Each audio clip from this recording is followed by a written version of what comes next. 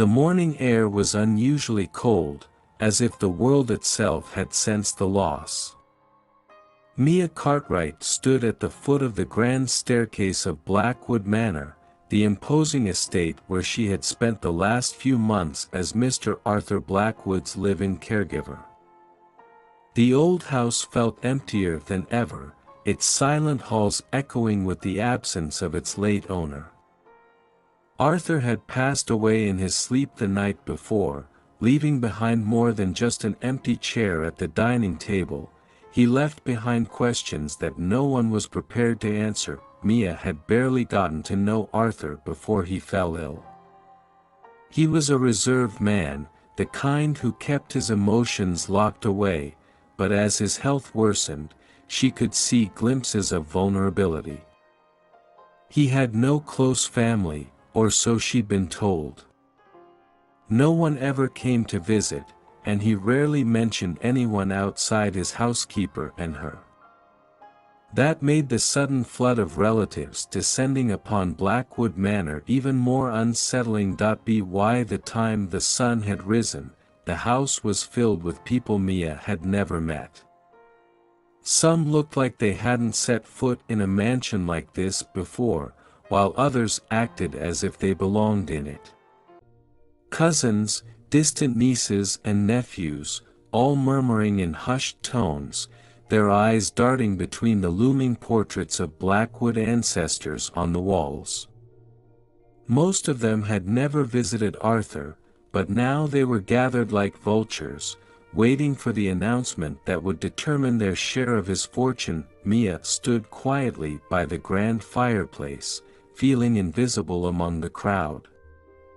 She had no reason to be here, not really. The reading of the will was a formality for the family, and she was only a hired hand. But something kept her rooted to the spot, a sense of unease that had nothing to do with the death of her employer. She had learned over the months that in a house like this, money meant everything. And where there was money, there was conflict. At precisely noon, the lawyer arrived. He was a tall, lean man with an air of detachment, dressed in an impeccably tailored suit. His eyes were sharp behind his glasses, and as he entered the room, a hush fell over the crowd. All eyes were on him as he approached the center of the room, carrying a thick envelope in his hand, the will of Arthur Blackwood. "Thank you all for coming," the lawyer began, his voice even and professional. "I know this is a difficult time, but Mr. Blackwood's wishes were very clear. I will now read the contents of his last will and testament." Mia's heart began to race for reasons she couldn't explain. She looked around at the faces of those gathered, some anxious, some bored, others impatient. The lawyer's voice droned on as he began with the usual pleasantries, listing Arthur's estate and assets. But then he paused, clearing his throat as if preparing for the weight of the words to come. "And now, as per the specific instructions of Mr. Arthur Blackwood, I will announce the primary beneficiary of his estate." He glanced up, scanning the room for effect. The silence was suffocating. Mia braced herself, expecting to hear the name of some estranged relative or distant heir. But what came next sent a jolt through her entire body. The sole beneficiary of Mr. Arthur Blackwood's estate, including Blackwood Manor and all its assets, is Miss Mia Cartwright. The room erupted. Gasps, murmurs, and a few outright exclamations of disbelief filled the air. Mia felt like the world had stopped. Her name. Her. How could this be possible? She wasn't family. She was just his caregiver, a woman who had come into his life for the last few months of his illness. And yet, Here she was, named as the inheritor of everything that a sharp voice cut through the chaos. There must be some mistake. It was a woman standing near the window, one of the many cousins, her face twisted in outrage. Who the hell is she?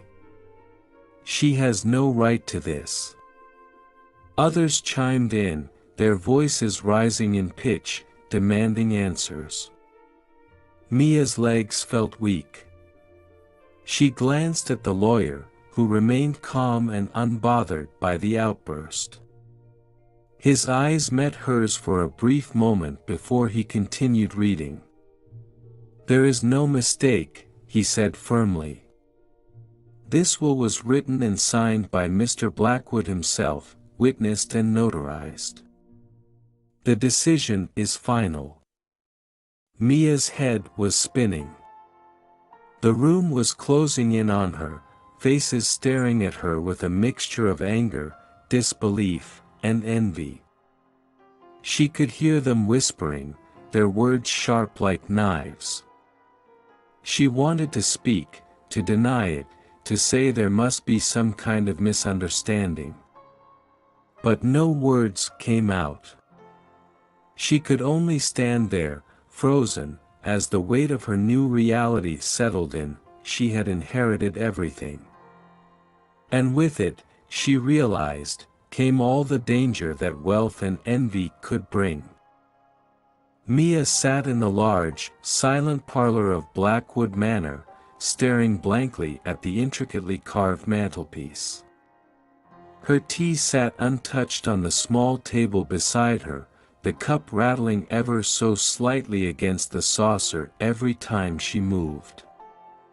The house seemed too large, too cold, too overwhelming now that she was its owner.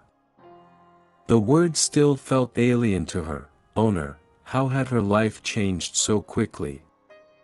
Just a day ago, she had been a caregiver, with her biggest concern being the precise timing of Mr. Blackwood's medication. Now, she was suddenly the mistress of a vast estate, responsible for wealth she had never even dreamed of possessing. She felt like an imposter sitting in that room, like she was living someone else's life. The voices from the hallway grew louder. The lawyer had left hours ago, but the family members, Arthur's estranged nieces, nephews, and distant cousins, had remained behind, still unable to believe that a stranger, a mere caregiver, had inherited everything. Their suspicions and anger hadn't subsided. If anything, they had grown sharper as time passed. Mia Cartwright? The voice of Janet Blackwood, a cousin of the deceased, echoed down the hall. Janet appeared in the doorway a moment later, her heels clicking sharply against the hardwood floor. She had been one of the most vocal during the reading of the will, and her hostility was palpable. "I hope you don't mind, but a few of us have some questions." Mia's stomach tightened, but she nodded. She knew this was coming. The family was hardly going to let this go without a fight. "Of course," Mia replied softly, standing up to face Janet. Her palms were damp with sweat, and she wiped them discreetly against her skirt. Janet strode into the room, her expression hard as stone, followed by two other relatives who had been at the will reading, Robert Blackwood, a distant nephew, and another woman Mia hadn't even caught the name of. They all stared at her like she was some sort of criminal. "Let's cut to the chase," Janet said, crossing her arms over her chest. "How long were you seeing Arthur before he passed?" "Seeing?" Mia blinked, confused. "Don't play dumb," Janet snapped. "You think we're idiots?" Arthur was a rich man. He wasn't stupid enough to leave everything to his caregiver unless there was something going on between you two. The accusation hung in the air, sharp and vicious. Mia felt her face flush with a mix of anger and disbelief. "I never had any kind of relationship with Mr. Blackwood beyond my professional duties," she said, her voice shaking but firm. "I was hired to take care of him during his illness. That's all." "Then why would he leave you everything?" Robert asked, his tone dripping with skepticism. He was a tall man, his frame towering over Mia as he stepped closer. Why would he overlook his own family for someone who had only been in his life for a few months? I don't know," Mia stammered. "I didn't ask for any of this. I had no idea what was in his will until today, just like you." "Convenient," Janet muttered, her eyes narrowing. "You're telling us that an old man, isolated and vulnerable, just happened to write you into his will without you influencing him in any way? Forgive me if I don't buy it." Mia swallowed, her heart pounding in her chest. She hadn't expected this, not the outright hostility, not the cruel insinuations. The reality of the situation was sinking in faster than she could process. She was suddenly the enemy in a room full of people she barely knew. The pressure was unbearable. "I don't know why he did it," Mia said, her voice barely above a whisper. "Maybe he felt alone, maybe he didn't trust anyone else. I can't speak for him. But I swear to you, I never manipulated him. I was just doing my job." "Your job," Janet repeated bitterly. "Right." There was a moment of tense silence. The weight of suspicion and greed in the air was almost suffocating.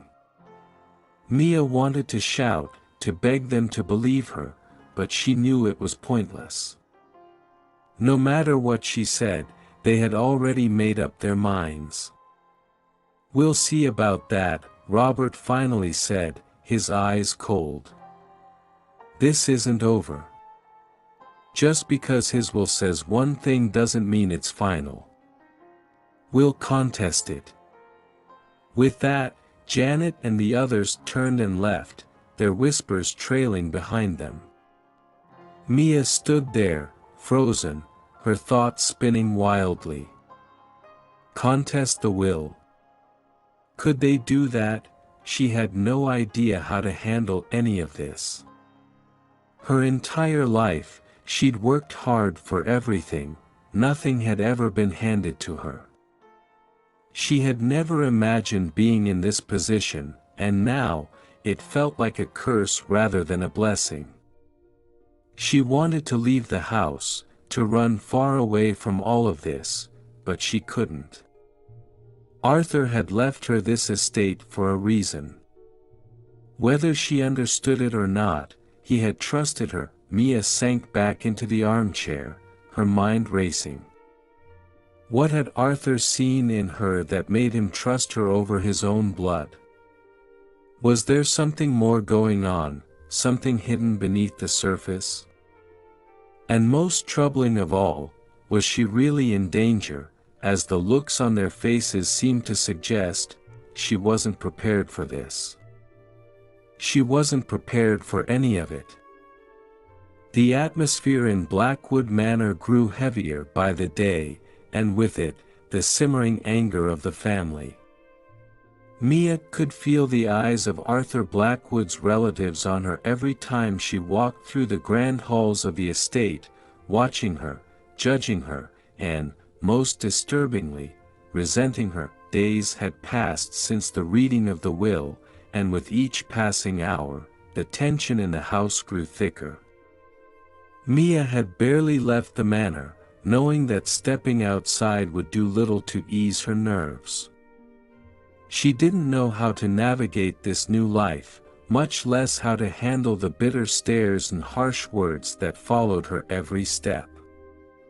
The once quiet Blackwood estate was now a battleground of whispered conversations and secret alliances, all centered around the disbelief and anger of the family who had expected to inherit it all. Mia found herself cornered in the kitchen that morning by Margaret, Arthur's eldest niece. Her presence in the kitchen felt invasive, as if she was deliberately placing herself in Mia's domain, trying to assert her authority over the household. Margaret crossed her arms, her lips curling into a forced smile. "You know, this house has been in the Blackwood family for generations. My mother used to bring me here every summer. It feels strange, having someone like you just in charge of it all." Mia didn't take the bait. She had become accustomed to these veiled insults in the past few days. "I didn't ask for this, Margaret. You know that. Didn't you?" Margaret's voice was clipped, her eyes narrowing. Arthur wasn't exactly in his right mind toward the end. It's hard to believe that he would make such a significant decision like this without influence. Mia bristled at the insinuation, the knot in her stomach tightening. "I never influenced Mr. Blackwood. He made his own decisions."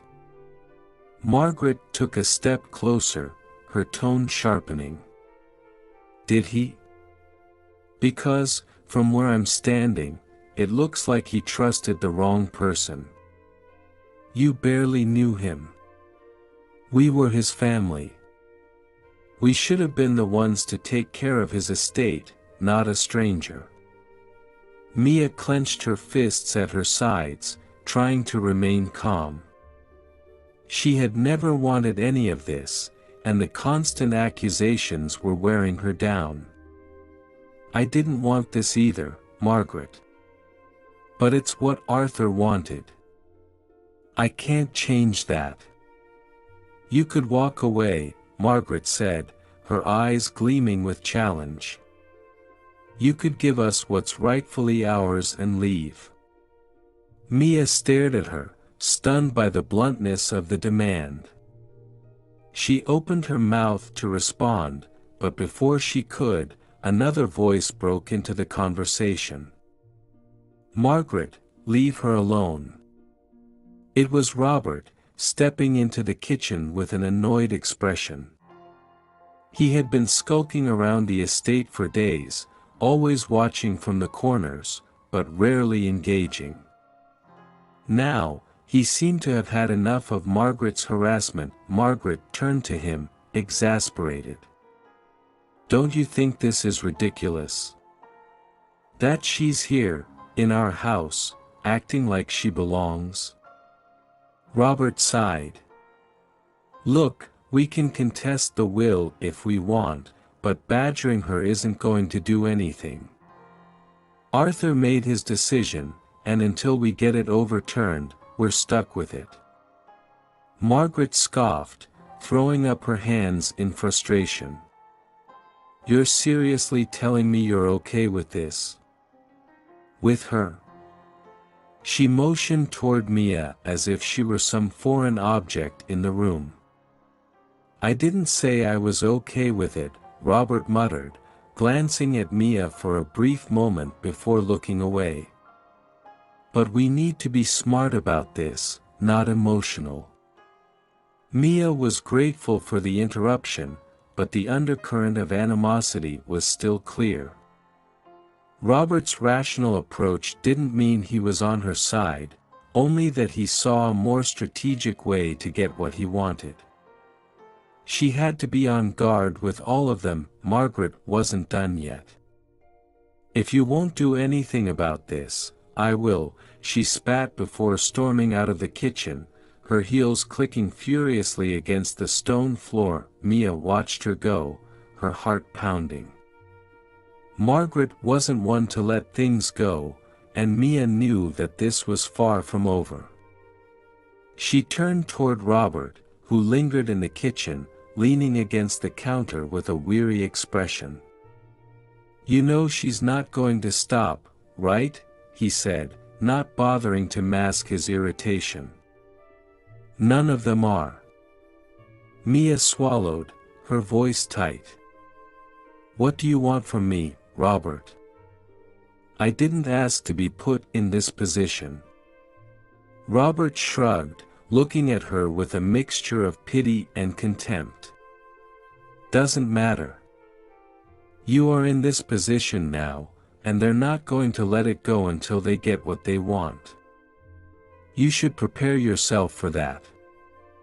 Mia felt a cold chill creep down her spine. She had known the family would be upset, but she hadn't anticipated just how deep their resentment ran. "Do you think they'll really contest the will?" "Oh, without a doubt." Robert smirked. "Margaret's already hired a lawyer. They'll drag this through the courts if they have to. And in the meantime, they'll make your life here miserable. They're already planning ways to undermine you. I'd watch my back if I were you." The warning sent a shiver of fear through Mia. She had sensed the discontent in the family, but the idea that they might actively plot against her made her stomach turn. She was an outsider, and now they viewed her as an enemy. Robert pushed himself off the counter and headed for the door. Before leaving, he turned back to her, his expression hardening. "I don't know why Arthur left you everything, but it doesn't matter.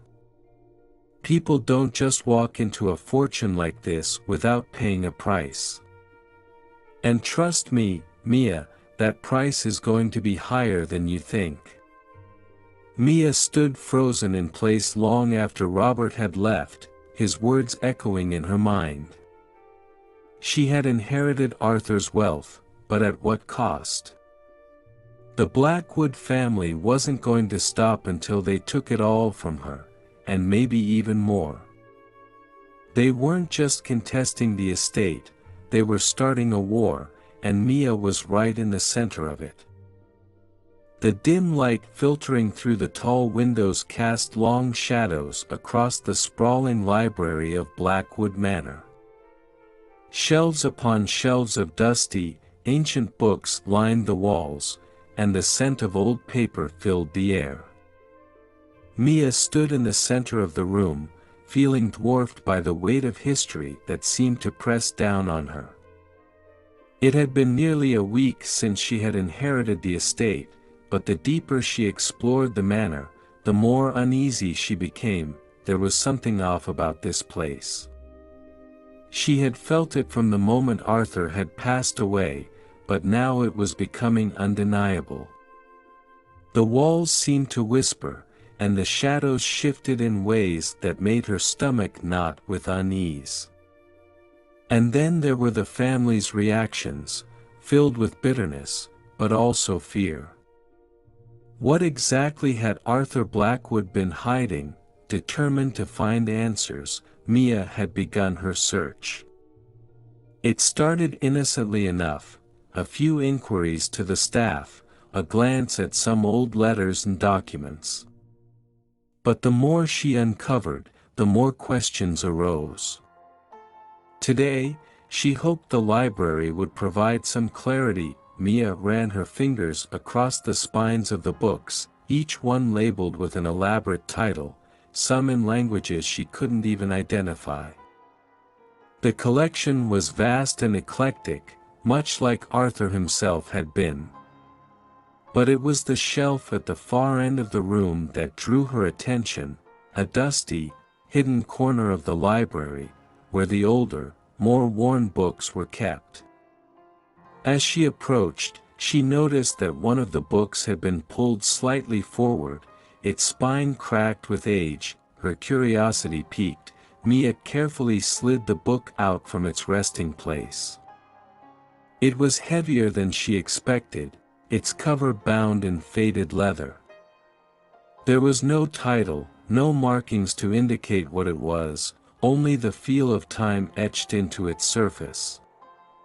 She opened it slowly, the pages crinkling as she turned them. The book appeared to be a ledger, filled with handwritten entries dating back decades. Names, dates, and cryptic notes were scrawled in the margins, but it was the entries under Arthur Blackwood's name that caught her eye.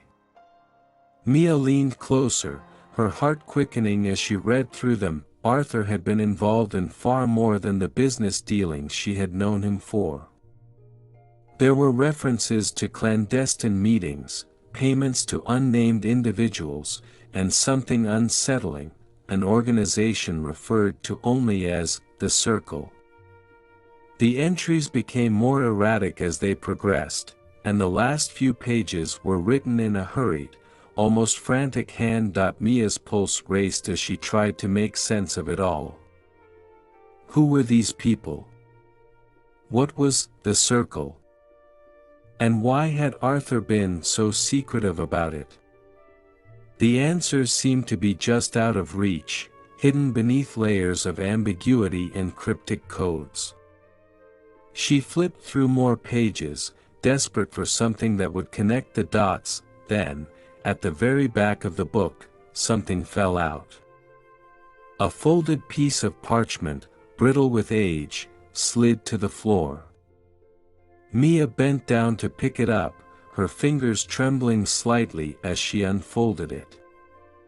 The writing on it was faint but legible, and it was addressed to Arthur Blackwood. Our arrangement stands. The estate must remain secured, as per our agreement. The consequences of exposure will be catastrophic, not just for you, but for all of us. Remember your duty to the Circle. Do not waver. Mia's breath caught in her throat. This wasn't just about money or power. Arthur had been involved in something far more dangerous than she had realized. The letter hinted at threats that extended far beyond the Blackwood family's squabbles over the estate. Suddenly, the pieces began to fall into place. Arthur hadn't been isolated from his family just because of his illness or eccentricity. He had been keeping them at arm's length, protecting them, perhaps, or shielding them from whatever danger he had entangled himself in. But why leave the estate to her? What role did she play in all of this? The sound of footsteps in the hall snapped Mia out of her thoughts. She quickly folded the letter and tucked it into the ledger, returning the book to its place on the shelf. The last thing she needed was for the family to find her snooping around. As she turned to leave, she was startled to see an unexpected figure standing in the doorway, Arthur's nephew, Robert. He was watching her closely, his expression unreadable. What are you doing in here? Robert's voice was low, and there was a slight edge to it. I was just exploring, Mia replied, trying to sound casual. But she could feel her heart pounding in her chest. Had he seen her with the book? This part of the house isn't for wandering, Robert said, stepping into the room. You should be careful where you go.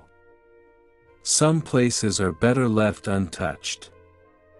The warning was subtle but clear. Mia nodded, brushing past him as she made her way out of the library.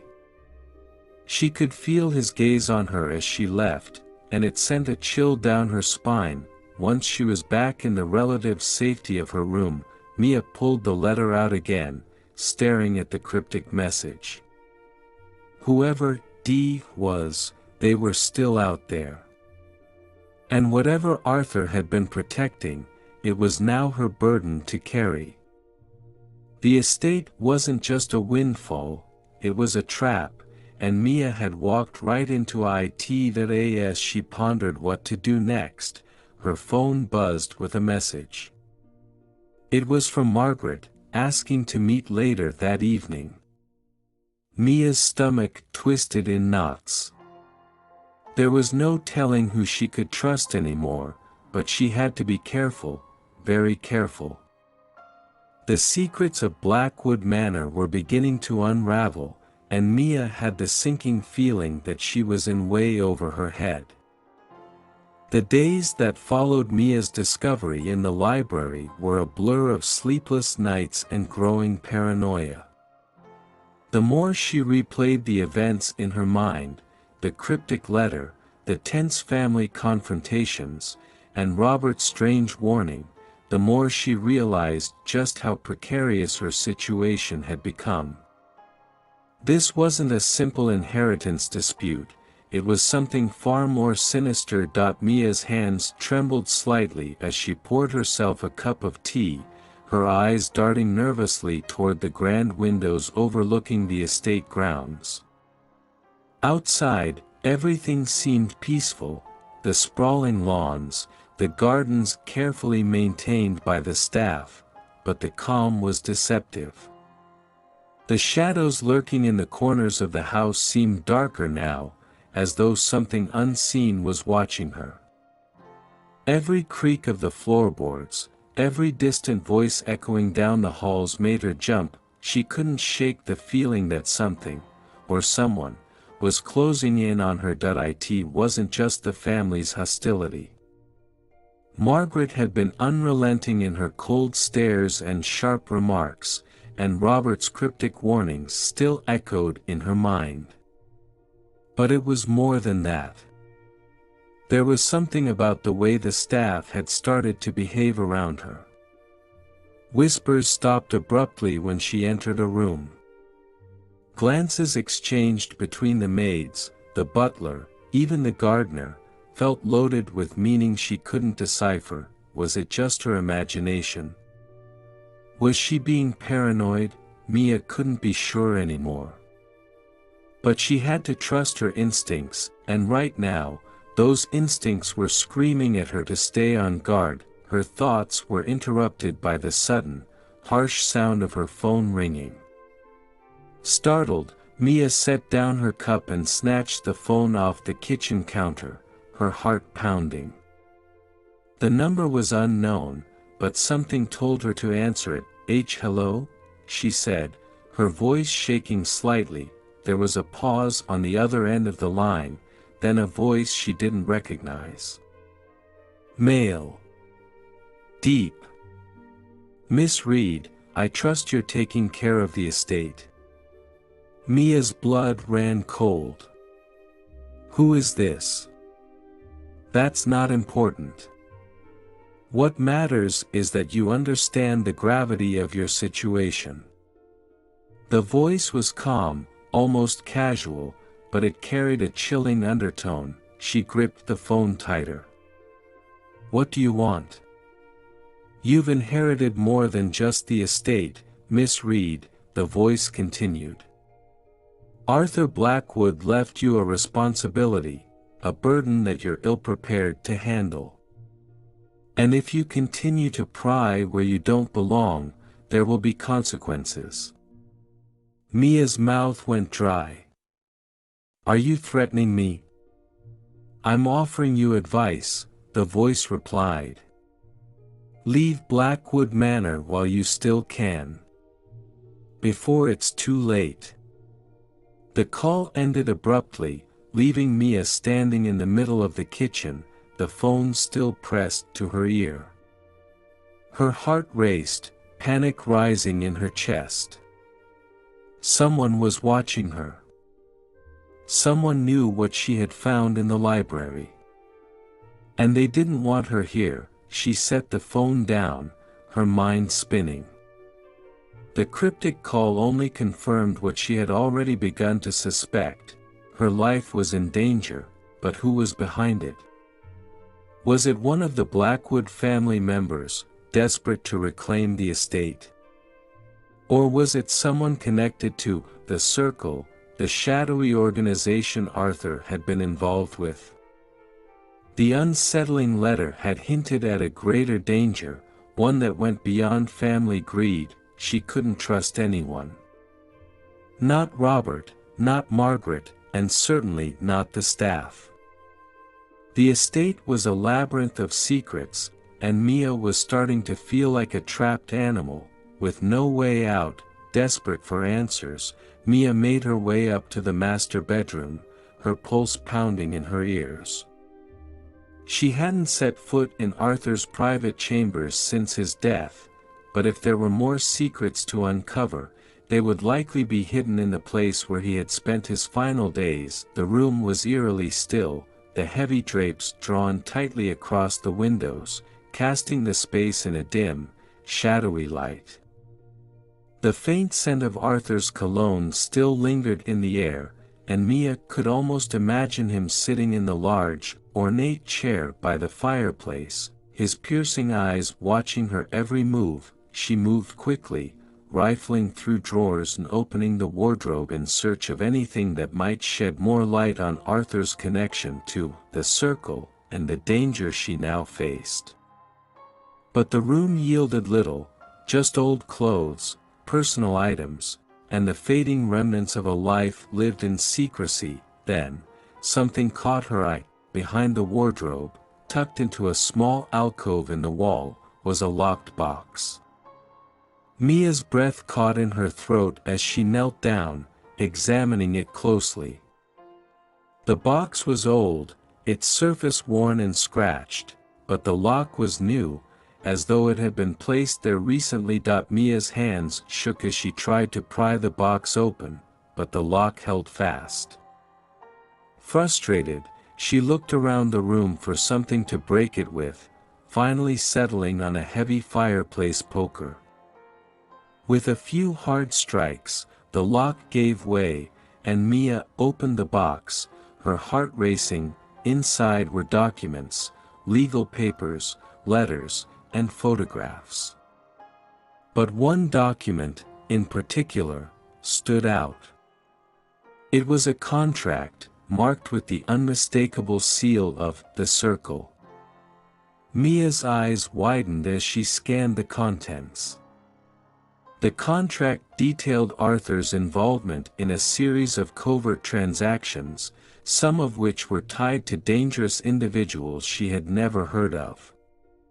But one name, scrawled at the bottom, sent a chill through her: Daphne Blackwood. Mia's breath caught in her throat. Daphne, Arthur's late wife, had been dead for years, or so Mia had been told. But the contract suggested otherwise. It hinted at a staged death, a disappearance orchestrated by the circle, to cover up something far darker than Mia could have imagined. A noise behind her made Mia jump, her heart leaping into her throat. She spun around, gripping the poker tightly in her hand. But there was no one there, just the shadows dancing in the corners of the room. Still, the feeling of being watched was overwhelming. She couldn't stay here. Clutching the documents, Mia backed out of the room, her pulse pounding in her ears.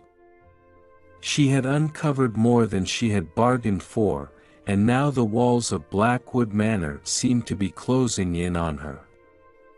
Whoever had called her was right, she had inherited a dangerous secret.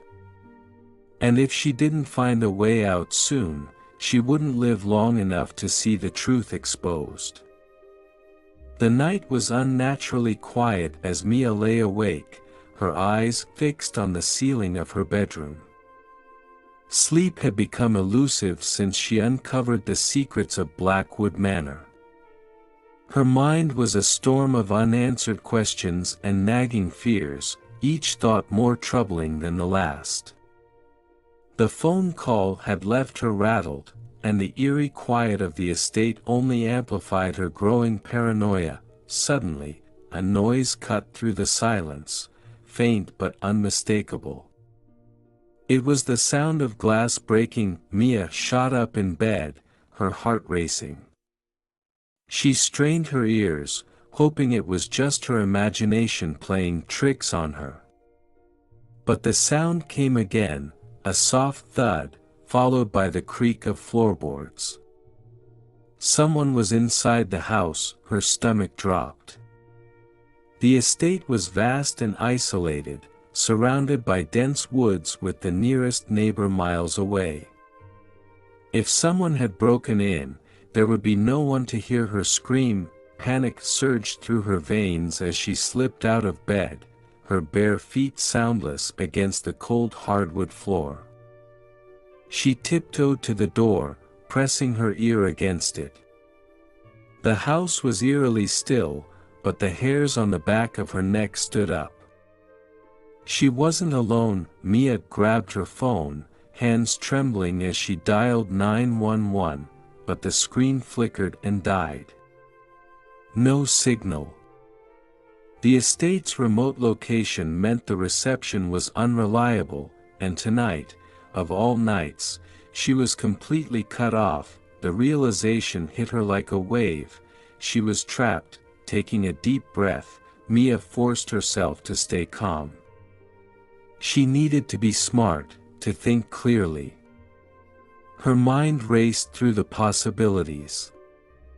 Could it be a member of the family, furious over the inheritance? Or was it someone connected to Arthur's past, someone tied to the circle?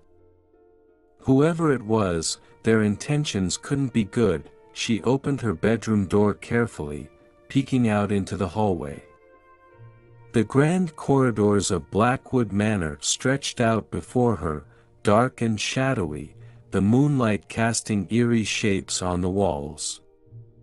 She listened intently, trying to pinpoint the source of the noise. Another sound, a faint clatter, this time closer, echoed down the hall. Mia's heart pounded in her chest as she quickly moved toward the staircase, her footsteps light and deliberate. If she could just make it downstairs and out of the house, she could run to the guest house where the staff slept. But that plan seemed far away as the unsettling noises grew louder. She reached the top of the stairs, pausing to peer over the banister. Her breath caught in her throat as she spotted a figure moving in the shadows below. The intruder was dressed in black, their face obscured by a hood. They moved with purpose, searching for something, or someone. Mia's mind raced. She needed to get out of sight, fast. She turned and slipped into the nearest room, one of the many unused guest bedrooms, closing the door behind her as quietly as she could. Her heart pounded so hard it was almost deafening, and she pressed herself against the wall, trying to steady her breathing. The footsteps grew louder, closer, until they were just outside the door. Mia clenched her fists, her knuckles white with tension. She scanned the room for something, anything, to defend herself with. Her eyes landed on an old brass lamp on the bedside table, heavy enough to cause damage if needed. Just as she reached for the lamp, the door handle rattled. Mia froze, every muscle in her body tensed as the door creaked open. The figure stepped inside, their silhouette large and menacing against the dim light from the hallway. They moved slowly, deliberately, scanning the room as if sensing her presence. Mia held her breath, her grip tightening on the lamp as she prepared to defend herself. But before the figure could take another step, a sudden noise from downstairs, perhaps a window slamming in the wind, caught their attention. The intruder hesitated, then turned and hurried out of the room, disappearing down the hallway. Mia exhaled shakily, her body trembling with adrenaline. She waited, listening for any sign that they might return. But the house was silent once more, the tension in the air almost unbearable. Summoning her courage, Mia crept out of the guest room and down the hallway, careful to avoid making any noise. She needed to get out of the house, now. As she descended the grand staircase, her eyes darted around, scanning the shadows for any sign of movement. The intruder could still be inside, lurking somewhere, waiting. As she reached the bottom of the stairs, her heart stopped. The front door was wide open, the cool night air seeping into the foyer. The intruder was gone, but the sense of danger lingered, thick and oppressive. Mia stepped cautiously toward the door, her senses on high alert. She glanced outside, scanning the grounds for any sign of the intruder, but the estate was shrouded in darkness. Whoever had broken in was long gone, but not before leaving behind a chilling reminder that she was not safe. Her mind raced with questions. Why had they broken in? Had they been searching for something specific, or had they been there to hurt her? And who had sent them? The events of the past few days weighed heavily on her. The phone call, the cryptic warnings, the mysterious organization Arthur had been involved with, it all pointed to something far more dangerous than she had anticipated. The estate wasn't just a place of luxury, it was a battleground of secrets and lies, and Mia was caught in the middle. She closed the front door, locking it securely before retreating to the safety of the kitchen. Her hands shook as she fumbled to make a cup of tea, desperate to calm her nerves. But no amount of warm liquid could soothe the growing fear that gnawed at her insides. She was in danger, real, imminent danger. And whoever had broken into the estate tonight wasn't finished. They had sent a message, loud and clear. Mia wasn't welcome here. And if she didn't leave soon, she might not survive long enough to uncover the truth. Mia woke to the sound of panicked voices echoing through the halls of Blackwood Manor. Disoriented, she quickly sat up in bed, her heart already pounding from the night's terror. She rubbed her eyes, trying to shake the grogginess from her mind, but the sense of dread that had settled over the estate was unmistakable. Something terrible had happened. Pulling on a robe, Mia hurried out of her room, following the sounds of commotion. As she approached the grand staircase, she saw several of the Blackwood family members gathered at the foot of the stairs. Their faces were pale, their eyes wide with shock. Margaret stood rigid, her hands clutching the railing as if to steady herself. Robert was pacing frantically, his usually composed expression shattered by panic. "What's going on?" Mia asked, her voice tentative, though she already knew the answer. The air was thick with fear, the same fear that had gripped her the night before. No one answered immediately. It wasn't until Robert stopped pacing and looked directly at her that the truth hit her like a punch to the gut. "He's dead," Robert said, his voice hoarse. "Harold, he's dead." Mia froze, her breath catching in her throat. Harold. One of Arthur's cousins. The last time she had seen him, he had been fuming over the reading of the will, anger simmering just beneath the surface. And now, he was gone. What happened? She managed to ask, her heart racing. Robert shook his head, running a hand through his disheveled hair. "We don't know. He was found in the library. Margaret discovered him this morning." Mia's stomach twisted. The library, the very place where she had uncovered Arthur's dark secrets. The idea of Harold lying dead in that room, surrounded by the shadows of the past, sent chills down her spine. Margaret, who had been silent up to this point, finally spoke. Her voice was shaky, barely above a whisper. "It looked like he was strangled." There were no signs of a struggle, but his face. Oh God, his face was blue. Mia's legs felt weak, and she gripped the banister for support. Strangled. This wasn't a tragic accident or a natural death. This was murder. Cold, deliberate murder. Her mind raced as she tried to process the information. Harold had been furious about the will, about the fact that Arthur had left his fortune to Mia instead of the family. But who would have wanted him dead? Was this some kind of twisted revenge? Or was it part of something much larger, another warning from the shadowy figures connected to Arthur's secret past? The room spun around her as the family's voices faded into the background. Her thoughts were in overdrive.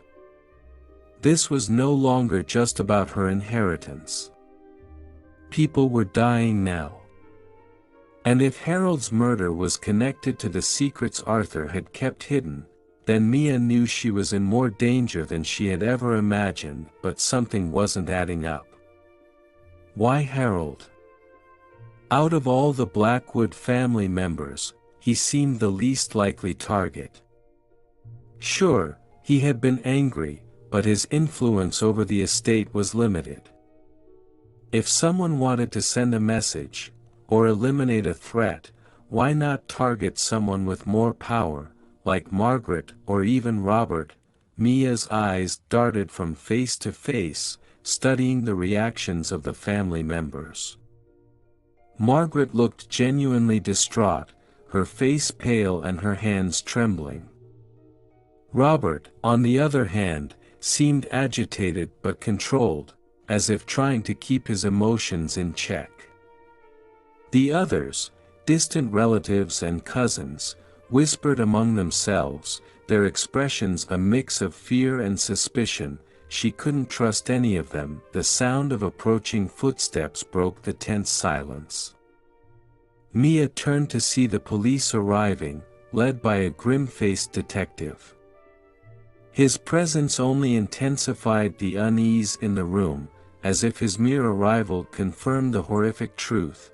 Someone in this house was a killer. The detective, a man in his late 40s with graying hair and sharp, calculating eyes, surveyed the room before stepping forward. His name was Detective Sawyer, and the gravity of the situation was written all over his face. "I understand there's been a death," he said, his voice calm but authoritative. Robert nodded. "Yes, Detective. My cousin Harold, he's been murdered." The word hung heavy in the air, solidifying the horror of the situation. Mia felt a shiver run down her spine. Detective Sawyer wasted no time, immediately taking control of the scene. "I'll need to speak to everyone individually," he said, glancing around the room. His gaze lingered on Mia for a moment, as if assessing her, before moving on to the others. "But first, I need to see the body." Margaret nodded, her face ashen. "It's in the library. I'll show you." As the detective followed Margaret down the hall, Mia's mind churned with fear and uncertainty. She knew she needed to keep a low profile, but how could she avoid suspicion when she was at the center of everything? The inheritance, the secrets, the murder, it all pointed back to her, whether she liked it or not. The library felt even colder and more oppressive when Mia entered behind the others. Harold's lifeless body was sprawled across the floor, his face twisted in an expression of shock and pain. The sight of him made Mia's stomach churn. The bruises around his neck were unmistakable. He had been strangled, just as Margaret had said. Detective Sawyer crouched beside the body, studying the scene with practiced eyes. "There are no signs of a struggle," he observed, his tone clinical. which means the killer either took him by surprise or he trusted them. The implication hung in the air. Harold had known his killer. Mia swallowed hard, her mind racing. If Harold had trusted the person who killed him, then the murderer was likely someone in the house, someone close. But who? And why? As Detective Sawyer began questioning the family, Mia stood at the edge of the room, her thoughts swirling. She needed answers, but more importantly, she needed to protect herself. Whoever had killed Harold wouldn't stop with him. They had already sent her a warning with the break-in last night, and now Harold's death was a grim reminder that she was next up. Mia's eyes darted around the room, landing on Robert, who was speaking to the detective. His demeanor was calm, but there was something unsettling about the way he carried himself, too composed, too controlled. Could he be the one behind all of this, or was it Margaret, who had found the body? Her grief seemed genuine, but Mia had learned not to trust appearances. Everyone had something to gain or lose from Arthur's death, and the deeper Mia delved into the Blackwood family's affairs, the more dangerous the game became. As the detective finished his initial round of questioning, he turned his attention to Mia. "Miss Reed," he said, his voice drawing her out of her thoughts. "I'd like to speak with you next." Mia's heart skipped a beat, but she nodded, knowing she had no choice. As she followed Detective Sawyer out of the library, she couldn't help but wonder how long she had before the murderer turned their sights on her. The walls of Blackwood Manor seemed to close in on Mia as she made her way back to her room after the detective's initial questioning. Detective Sawyer had been thorough, but his questions had left her with even more doubts. The family was scrambling, tensions were high, and as the web of deceit surrounding Arthur's death began to unravel, Mia realized the lies were far more insidious than she could have imagined. Mia sat down on the edge of her bed, her thoughts racing. Harold's murder had shaken everyone, but it also served as a grim reminder that no one could be trusted, not even the people closest to Arthur. As she sifted through the details of her time at the manor, a nagging suspicion began to take root. Everyone around her, family, friends, even Arthur himself, had been hiding something. But what troubled her most was the growing realization that the deception didn't stop with Arthur's family. It extended beyond the Blackwoods, creeping into her own circle. Her mind drifted to Lydia, her friend from the hospital who had encouraged her to take the job caring for Arthur. Mia had found the timing of the offer strange, but she had brushed it aside. Now, she wasn't so sure. A sharp knock on her door startled her. She opened it to find Robert standing there, his face grim. He hadn't spoken much since Harold's death, but now, his eyes were heavy with something darker than grief. "Mia, can we talk?" he asked, his voice low. She nodded, stepping aside to let him in. Robert moved with an air of determination, as if he had something important to reveal. But as he sat down, the tension between them was palpable. "I need to ask you something," Robert said, his eyes never leaving hers. "How well did you know Arthur?" Mia hesitated, unsure of how to answer. "I was his caregiver. I spent a lot of time with him, but I didn't know much about his personal life. He wasn't exactly forthcoming about his past." Robert's gaze sharpened. "Arthur trusted you, though. More than he trusted any of us. And now, with this inheritance, it's hard not to wonder why. Mia bristled at his implication. I didn't ask for any of this, Robert. I didn't even know about the will until after he died. Did you? Robert's voice was cold, his suspicion unmistakable. Or were you part of something bigger? Something we don't know about?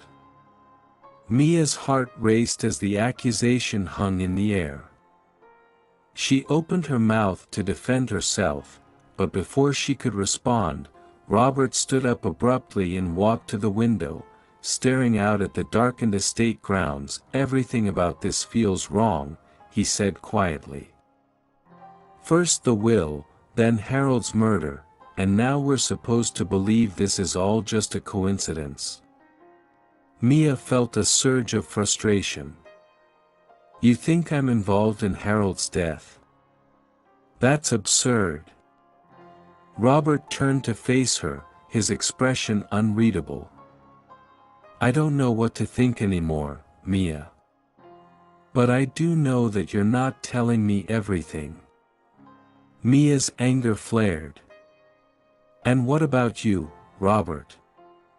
Do you really expect me to believe that you and the rest of the family are completely innocent? You're all hiding something, and I'm not the only one who can see it. Robert's jaw tightened, but he didn't respond. Instead, he walked toward the door. I just want the truth, he muttered before leaving the room without another word. Mia stood there, fuming. Robert's distrust was clear, but he wasn't the only one keeping secrets. She thought back to her conversation with Margaret the day after the will was read. Margaret had seemed genuinely distraught over Arthur's death, but there had been something off about the way she spoke, too rehearsed, too controlled. Determined to get answers, Mia made her way to Margaret's room. She knocked on the door, and after a moment, Margaret opened it, her eyes red and puffy from crying. Mia, this really isn't a good time, Margaret said, her voice shaky. I know, but I need to talk to you, Mia insisted. There's something you're not telling me about Arthur, and I think it's time I knew the truth. Margaret's eyes darted to the side, and for a brief second, Mia saw a flash of something. Guilt, maybe? Fear. Whatever it was, Margaret was hiding something. I don't know what you're talking about, Margaret said, her voice defensive. Arthur didn't exactly confide in me. I think he did, Mia pressed. Or at least, you know more than you're letting on. Arthur's involvement with the circle, the mysterious phone calls, this estate is crawling with secrets, and I need to know what I've gotten myself into. Margaret's face went pale, and she stepped back, closing the door halfway as if to shut Mia out. You don't understand, Mia. Arthur's life was complicated. There were things he did, things he kept hidden from all of us. It's better if you don't dig too deep. Mia's frustration boiled over. I don't have a choice, Margaret. Harold is dead, and now I'm being dragged into something dangerous. If I'm going to protect myself, I need to know the truth. Margaret sighed, her shoulders sagging. I can't tell you everything, but I'll say this, Arthur wasn't the man you thought he was. There were people, powerful people, who had leverage over him. They were part of a group, a secret organization that operated behind the scenes. He got involved with them years ago, and he could never break free. That's why he kept so much hidden. Mia's pulse quickened. This was what she had feared all along. The circle, she whispered. Is that what they called themselves? Margaret's eyes widened in shock. How do you know about that? Mia's mind raced as the pieces began to fall into place. Arthur's involvement with the circle, the inheritance, Harold's murder, it was all connected. But what was their endgame? And why had Arthur left everything to her, a mere caregiver? Before Margaret could say anything more, another knock echoed through the hallway. Mia turned to see Lydia standing there, her face tight with worry. "Mia, we need to talk." Mia's heart sank as she saw the look in Lydia's eyes. The same friend who had urged her to take the job at Blackwood Manor now seemed nervous, almost as if she knew something Mia didn't. "Not you too," Mia muttered, her stomach churning with unease. "What are you hiding?" Lydia stepped inside, her voice barely above a whisper. "I didn't tell you everything, Mia. There's more to why I pushed you to take this job. I didn't think it would go this far, but now what?" Mia demanded, her voice rising. "What have you gotten me into?" Lydia looked at her, eyes filled with regret. "I didn't realize the danger, Mia. I thought you'd be safe. But Arthur, he made a deal with the circle, and you were a part of it from the start. They've been watching you, waiting. And now they're coming." The cold morning sun filtered through the curtains of Blackwood Manor as Mia sat at the small table in the corner of her room, her thoughts consumed by the ever-growing tension within the estate. The night's revelations had left her mind spinning. Arthur's mysterious dealings, the circle, Harold's death, all of it weighed heavily on her. And yet, despite everything, one thought kept pushing to the forefront. Robert Blackwood had always been reserved, but since Harold's murder, a new intensity radiated from him. His piercing stares, the way he questioned her, the soft-spoken moments they shared when no one else was around, it was all starting to blur the lines between mistrust and something more. Mia found herself inexplicably drawn to him, even as her suspicions lingered. As she wandered the estate that morning, she couldn't shake the memory of their conversation the night before. His accusations had been pointed, but beneath the cold exterior, Mia had sensed something else. Vulnerability, maybe. Fear. Robert was clearly grappling with the chaos that had erupted in the family, but was he as innocent as he claimed? Or was this all just another manipulation, another piece of the game? Mia sighed, trying to clear her head. But when she spotted Robert outside on the terrace, her breath caught. He stood with his back to her, staring out at the vast estate grounds, his hands shoved deep in his pockets. The chill in the air did nothing to cool the tension between them. Before she could second-guess herself, Mia made her way over to him. Robert didn't turn around as she approached, but when she stood beside him, he finally spoke. "You should be careful, Mia," he said quietly, his voice thick with emotion. "This place, my family, nothing is as it seems." "I know that," Mia replied softly.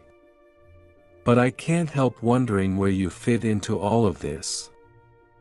I want to trust you, Robert, but with everything happening," she trailed off, unsure of how to finish the thought. Robert let out a bitter laugh. "Trust? I wouldn't trust me either. After all, I'm a Blackwood. That alone is reason enough to doubt my intentions." Mia felt a pang of sadness at the self-loathing in his voice. She had always been able to sense that Robert struggled with his family's legacy, but now it was clearer than ever. He was as much a prisoner of this place as she was. Maybe, she said gently, but I've seen a different side of you. And right now, you're the only person here who hasn't lied to me outright. Robert finally turned to face her, his eyes searching hers. For a moment, they stood in silence, the weight of unspoken feelings hanging between them.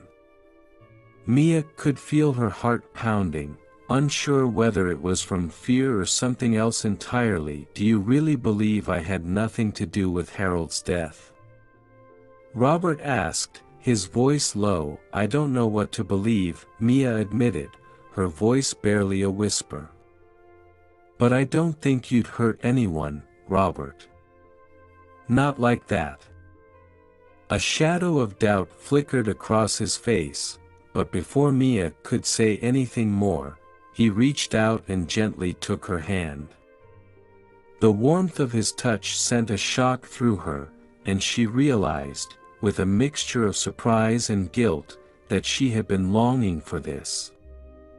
Despite everything, despite the lies, the danger, the murder, she couldn't deny the pull she felt toward him. You're in danger, Mia, Robert said, his grip tightening slightly.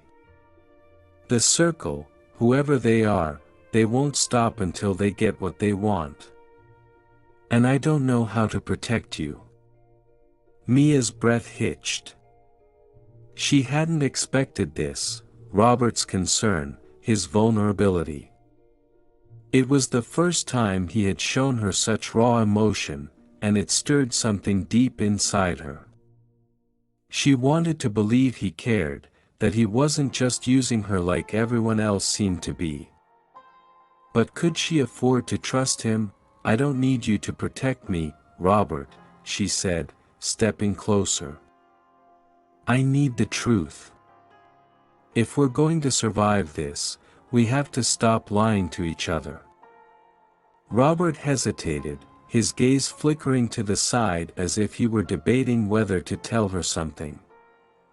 When he looked back at her, his expression was pained. There are things I can't tell you, Mia, he said softly. Not because I don't want to, but because if I do, it could put both of us in even more danger. Mia's heart sank. She had hoped for more, for some kind of reassurance that she could trust him. But instead, she was left with more questions, more uncertainty. And yet, despite it all, she couldn't bring herself to pull away. I need to know, Robert, she said, her voice trembling slightly. Are you involved in this? In Arthur's dealings? In the circle? Robert's jaw clenched, and for a moment, she thought he might deny it outright. But instead, he closed his eyes, exhaling a shaky breath. I didn't know everything, he admitted quietly. But I knew enough. Arthur, he wasn't just my father. He was my mentor, in ways you can't imagine. He trusted me with things he wouldn't tell anyone else. And yes, I knew about the circle. But I didn't want this, Mia. I didn't want any of it. Mia felt a wave of nausea wash over her. She had suspected Robert was involved, but hearing him admit it was something else entirely. And yet, despite the betrayal she felt, she couldn't shake the sense that Robert was as much a victim of his father's world as she was. So what do we do now? Mia asked, her voice barely above a whisper. Robert opened his eyes, his expression haunted. We find a way out. Together. But we have to be careful, Mia. Because the deeper we go, the more dangerous this will become. And I don't want to lose you. Mia's heart fluttered at his words, but the weight of their situation pressed down on her. She knew this was just the beginning of a long, dangerous road. But for now, she chose to hold on to the glimmer of hope that maybe, just maybe, Robert was someone she could trust. The foggy morning air hung heavy over Blackwood Manor as Mia stepped outside to meet Detective Sawyer. The estate, now shrouded in a sense of foreboding, felt more oppressive than ever. The recent murder and the discovery of lies had left her feeling as though she was navigating a labyrinth of deception, and Detective Sawyer's cryptic behavior only added to the confusion. Sawyer had requested a meeting with Mia, and she found him waiting at the edge of the estate, near the wrought iron gate. He was alone, his face partially obscured by the brim of his hat. The detective's presence was a stark contrast to the gloomy surroundings, his dark suit and authoritative stance making him seem even more enigmatic. "Mia," Sawyer greeted her with a nod, his eyes hidden behind his sunglasses. "Thank you for meeting me." "Of course, Detective," Mia replied, trying to keep her voice steady despite her growing unease. "What do you need to tell me?" Sawyer gestured for her to walk with him, leading her down a narrow path lined with overgrown hedges. The morning mist clung to the foliage, and the air felt thick with anticipation. "I wanted to give you a warning," Sawyer said, his voice low and measured. "You're in the midst of a very dangerous situation, and it's important that you understand just how perilous things can get." Mia's pulse quickened. "Dangerous how? Is there something I should be worried about?" Sawyer glanced around, ensuring they were out of earshot before continuing. "I've been working this case for a while now, and I've seen things that would make your blood run cold. Arthur Blackwood was involved in something far more sinister than anyone could imagine. The Circle isn't just a name, it's a powerful network with deep roots." Mia felt a chill run down her spine. "And what does that mean for me? What should I be doing?" Sawyer's expression hardened. "It means that you need to be cautious. You think you know who to trust, but appearances can be deceiving. Everyone here has their own agenda, and loyalty is a rare commodity." "What are you saying?" Mia pressed, feeling a growing sense of dread. "Are you suggesting that someone here could be involved in the murders?" "Not just suggesting," Sawyer replied cryptically. "I'm telling you that anyone could be involved. The truth is, you can't afford to trust anyone completely, not even me." Mia's heart raced as she tried to process his words. "But why are you telling me this? If everyone is a suspect, how am I supposed to protect myself?" Sawyer paused, his gaze intense. "I'm not here to hold your hand, Mia. I'm here to give you a heads up. The deeper you dig, the more you'll uncover. And with each revelation, the risk grows. If you're going to survive, you need to keep your wits about you and not let your emotions cloud your judgment." Mia's thoughts swirled with the detective's warnings. Her interactions with Robert, Margaret, Lydia, everything was suddenly under a new, ominous light. "What do you suggest I do?" "Stay alert," Sawyer advised. "And remember this, in a place like this, the truth is rarely straightforward. Trust your instincts, but don't be afraid to question everything. Sometimes, the people you want to believe the most are the ones with the darkest secrets." With that, Sawyer turned and began to walk away, leaving Mia standing alone in the mist. The fog seemed to envelop her, mirroring the confusion and fear swirling inside her. As Mia watched the detective's retreating figure, she felt a pang of frustration. His cryptic advice had only added to the labyrinth of mistrust and uncertainty she was already navigating. But there was a crucial element in his words that she couldn't ignore. The truth about the circle and the nature of her danger was still hidden, and she needed to dig deeper to uncover it. Returning to the manor, Mia's mind was filled with a mix of anxiety and resolve. She had already seen the dangerous undercurrents at play, but Sawyer's warning had heightened her awareness. She had to be vigilant, question everyone, and most importantly, trust no one completely. As she re-entered the grand hall of Blackwood Manor, her thoughts turned to the people she had been interacting with: Robert, Margaret, Lydia, and the rest of the family. Each of them had their own secrets, their own motivations. And in this house of deception, Mia had to find a way to navigate through the shadows and discover the truth before it was too late. The atmosphere in Blackwood Manor was thick with tension as Mia prepared for what she hoped would be a breakthrough in her quest for the truth. The cryptic warning from Detective Sawyer had only fueled her resolve to uncover the hidden layers of deceit surrounding the estate.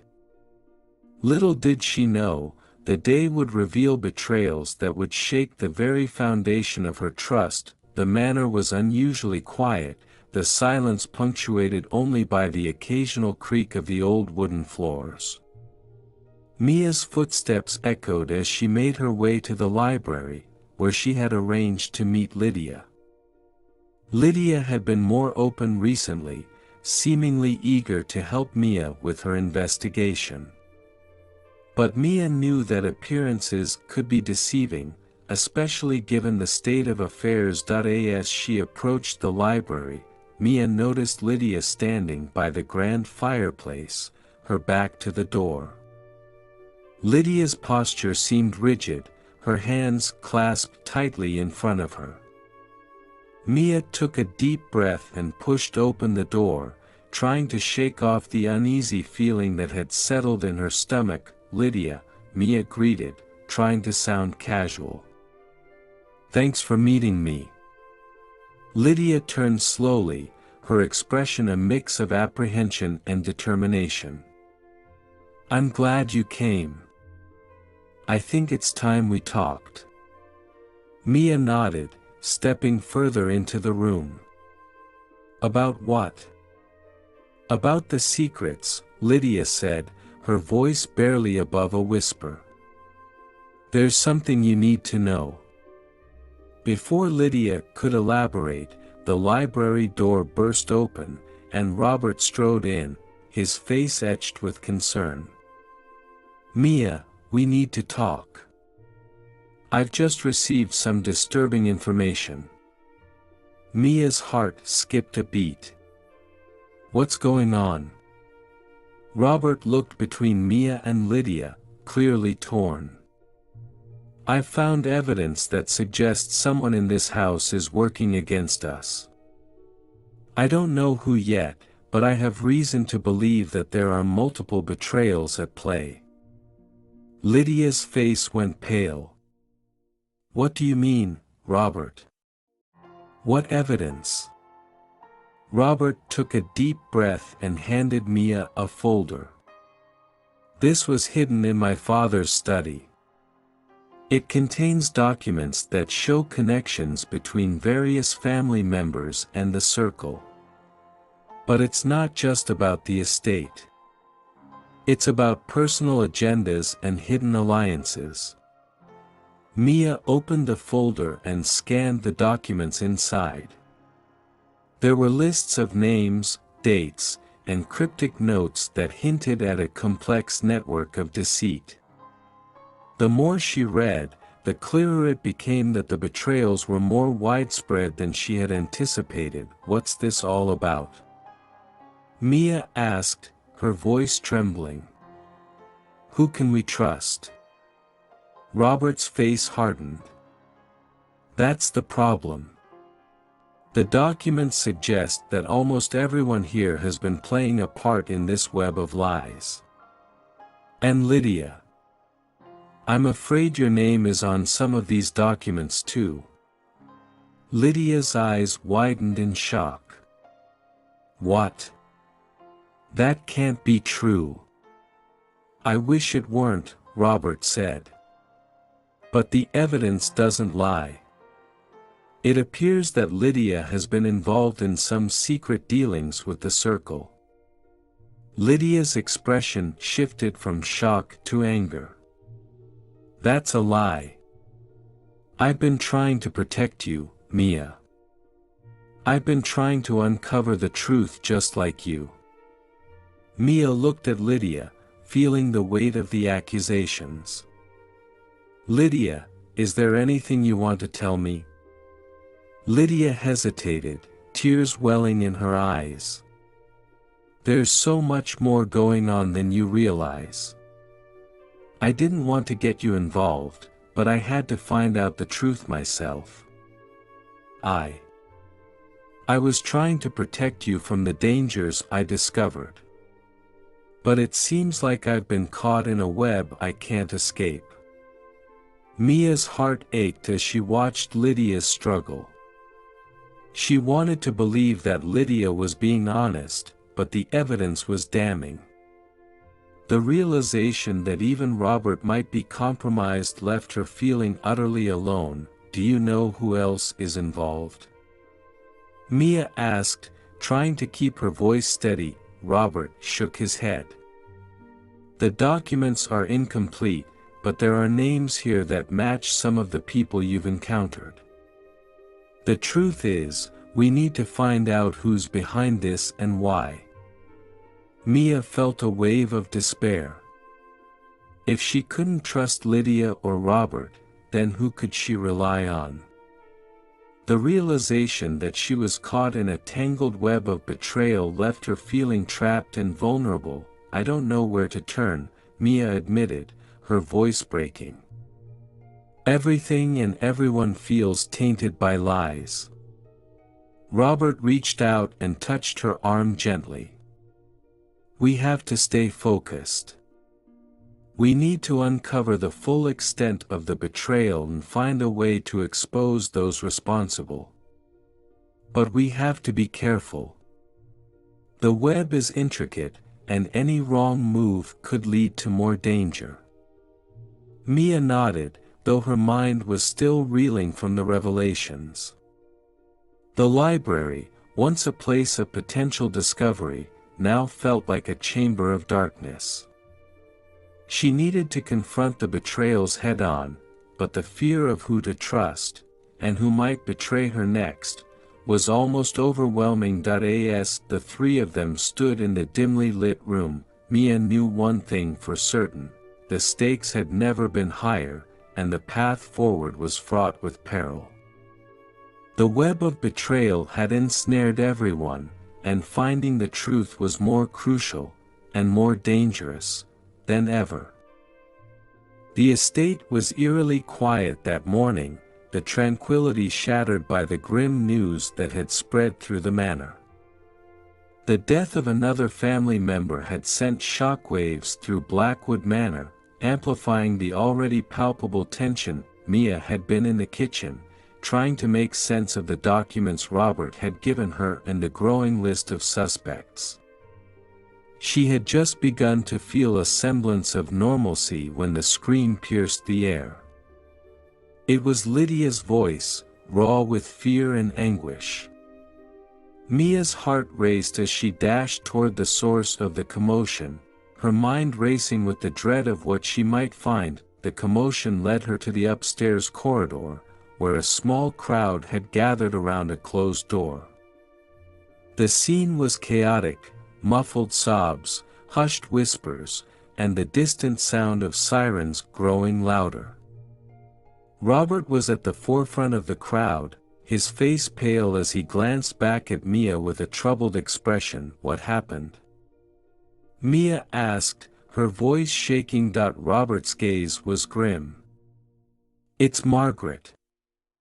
She's dead. Mia's heart dropped. Margaret, the quiet and reserved family member, had been one of the few who seemed genuinely sympathetic to Mia's plight. The news of her death was like a punch to the gut. Robert pushed through the crowd and opened the door, revealing a scene that would forever be etched in Mia's memory. Margaret lay sprawled on the floor of her bedroom, her lifeless eyes staring blankly at the ceiling. The room was in disarray, with papers and personal items scattered around. It was clear that Margaret had struggled before her death. The cause was yet unknown, but the sight alone was enough to make Mia's stomach churn. Detective Sawyer arrived moments later, his expression unreadable as he took in the scene. He immediately began to assess the situation, his experienced eyes taking note of every detail. Everyone needs to step back, Sawyer ordered, his voice authoritative. I need to examine the scene and gather statements. Mia stood aside as Sawyer and his team began their work. The room was soon filled with the buzz of activity as forensic experts carefully combed through the evidence. Mia felt a growing sense of dread and frustration. The deaths were escalating, and she had little idea of who might be behind them, or why. As the investigation progressed, Mia found herself grappling with a whirlwind of emotions. Margaret's death was not just another loss, it was a stark reminder of the danger that lurked in every corner of the estate. The uncertainty of who could be trusted grew more profound with each passing moment. Lydia approached Mia, her face streaked with tears. I can't believe this is happening. Margaret was kind to me. She didn't deserve this. Mia placed a comforting hand on Lydia's shoulder. We have to stay focused. We need to find out who's behind this before anyone else gets hurt. Lydia nodded, though her eyes were still filled with sorrow. I know. But it's hard not to feel completely helpless. Robert joined them, his face drawn with worry. We need to figure out if Margaret's death is connected to the other events in the manor. If there's a pattern, we might be able to anticipate the next move. Detective Sawyer, who had overheard their conversation, approached them with a grim look. The initial examination suggests Margaret's death was not an accident. It appears she was poisoned. Mia's heart sank further. Poisoning was a particularly sinister method of murder, adding a layer of complexity to the investigation. Do you have any leads on who might have done this? Sawyer shook his head. Not yet. We're still gathering evidence, but we need to understand the motive. Margaret was involved in the estate's affairs, but she didn't seem to have any direct conflict with anyone. The detective's words left Mia feeling uneasy. If Margaret's death was part of a larger scheme, then the danger was far from over. The list of suspects seemed to grow with each passing day, and the motive behind the murders remained elusive. As the day wore on, the estate was gripped by a sense of foreboding. The staff and family members whispered anxiously, their fears palpable. The atmosphere of Blackwood Manor had shifted once again, now filled with a deeper sense of dread. Mia returned to her room, her mind a whirlwind of thoughts. The deaths of Harold and Margaret had shattered the fragile sense of security that had existed, leaving her with more questions than answers. She needed to find a way to piece together the clues and uncover the truth before the murderer struck again. As she sat by the window, gazing out at the estate's sprawling grounds, Mia couldn't shake the feeling that the worst was yet to come. The web of deceit and betrayal had ensnared everyone, and with each death, the stakes grew higher.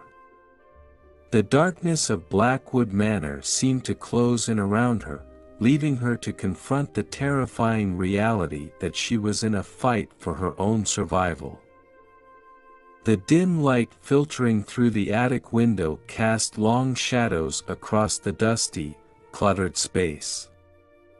Mia had decided to explore the attic after a conversation with Detective Sawyer had sparked a memory of an old letter she had seen in the library.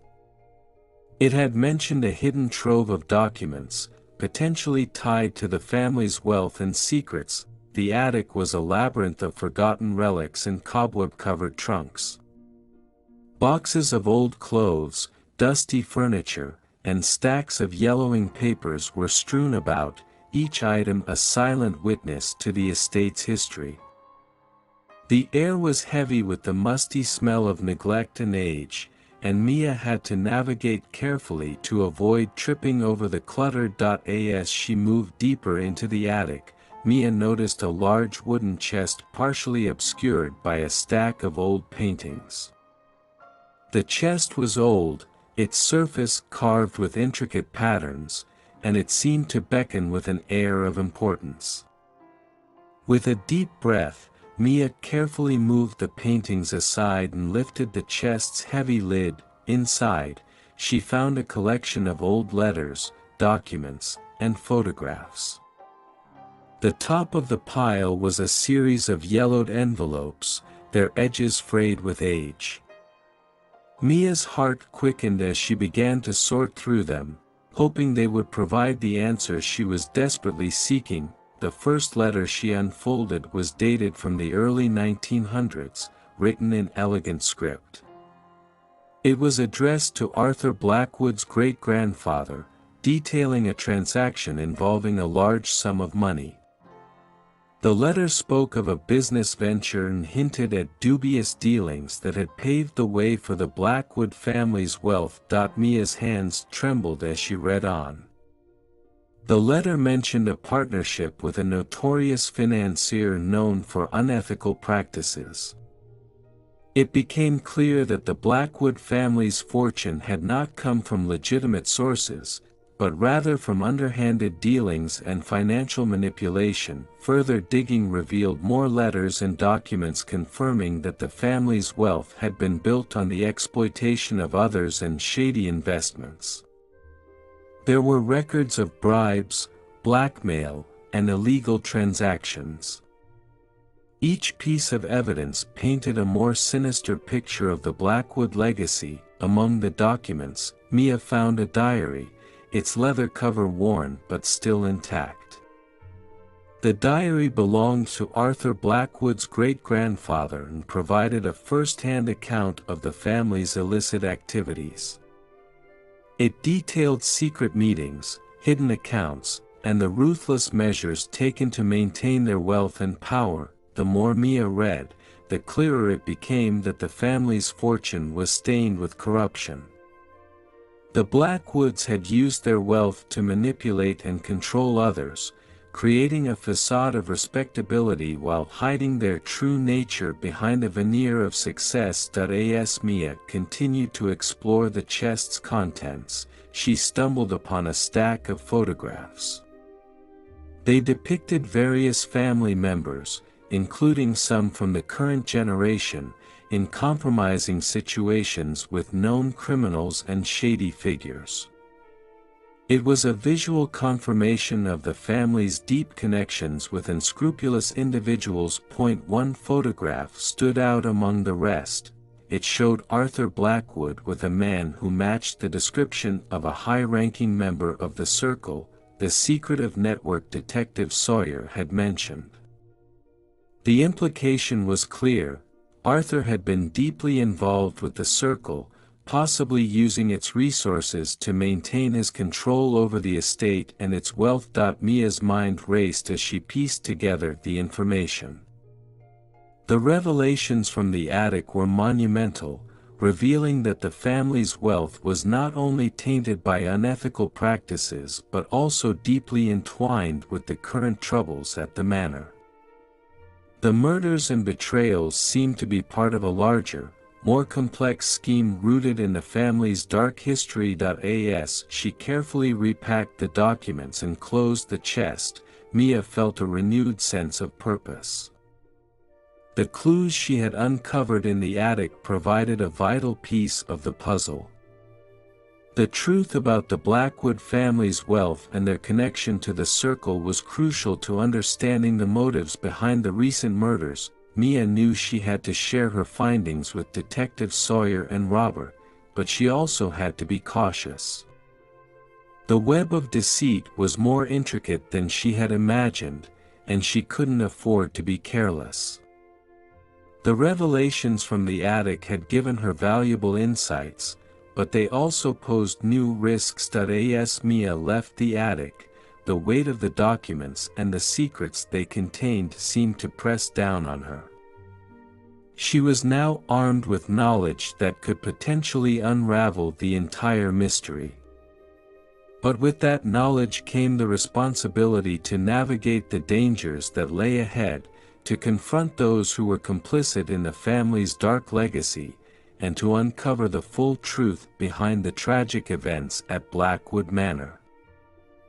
The weight of the secrets Mia had uncovered was heavy on her shoulders as she navigated the labyrinthine halls of Blackwood Manor. Each step felt like a descent deeper into the heart of darkness, and the threat of danger loomed larger with every passing moment. Yet amidst the chaos, her personal relationships were becoming increasingly complicated, forcing her to confront conflicting emotions that threatened to compromise her focus. The night had fallen, casting long shadows through the grand windows of the manor. Mia was in her room, poring over the documents she had discovered in the attic. Her mind was consumed by the enormity of what she had learned, but she was interrupted by a soft knock on the door. It was Robert, his face etched with concern. "Mia, can we talk?" he asked, his voice gentle yet firm. Mia looked up, her expression weary. "Of course. What's on your mind?" Robert stepped inside and closed the door behind him. "I've been thinking a lot about what you found in the attic. It's clear now that the family's history is far more sinister than we realized. But there's something else that's been troubling me." Mia's curiosity was piqued. "What is it?" Robert hesitated, then took a deep breath. "It's about us. About how we've been working together, and how much I've come to care for you. The more we uncover, the more I realize that our relationship could complicate things." Mia's heart raced. The connection she felt with Robert was undeniable, but the stakes were so high that it was hard to navigate her feelings amidst the chaos. "Robert, I care about you too. But right now, my primary focus has to be on surviving and solving this mystery. I can't afford to let personal emotions cloud my judgment." Robert's gaze was intense. "I understand, but I need you to know that I'm committed to seeing this through with you. I want to help, not just for the sake of the investigation but because I want to be there for you." Before Mia could respond, the door creaked open again, and Lydia stepped in, her face pale and distraught. "Mia, we need to talk. It's important." Mia looked between Lydia and Robert, feeling the tension rise. "What's happened?" Lydia's voice trembled. I've received a threatening note. It says that if I don't leave the estate, something terrible will happen to me. Mia's heart sank. What does it say exactly? Lydia handed over the note, and Mia read the chilling words, "Leave now, or you'll suffer the same fate as those who stood in the way. Your time is running out." The note was unsigned, but the threat was unmistakable. Robert's face hardened with concern. "We need to take this seriously. Whoever is behind these threats is clearly desperate and dangerous." Lydia looked at Mia with fear in her eyes. "I don't know what to do.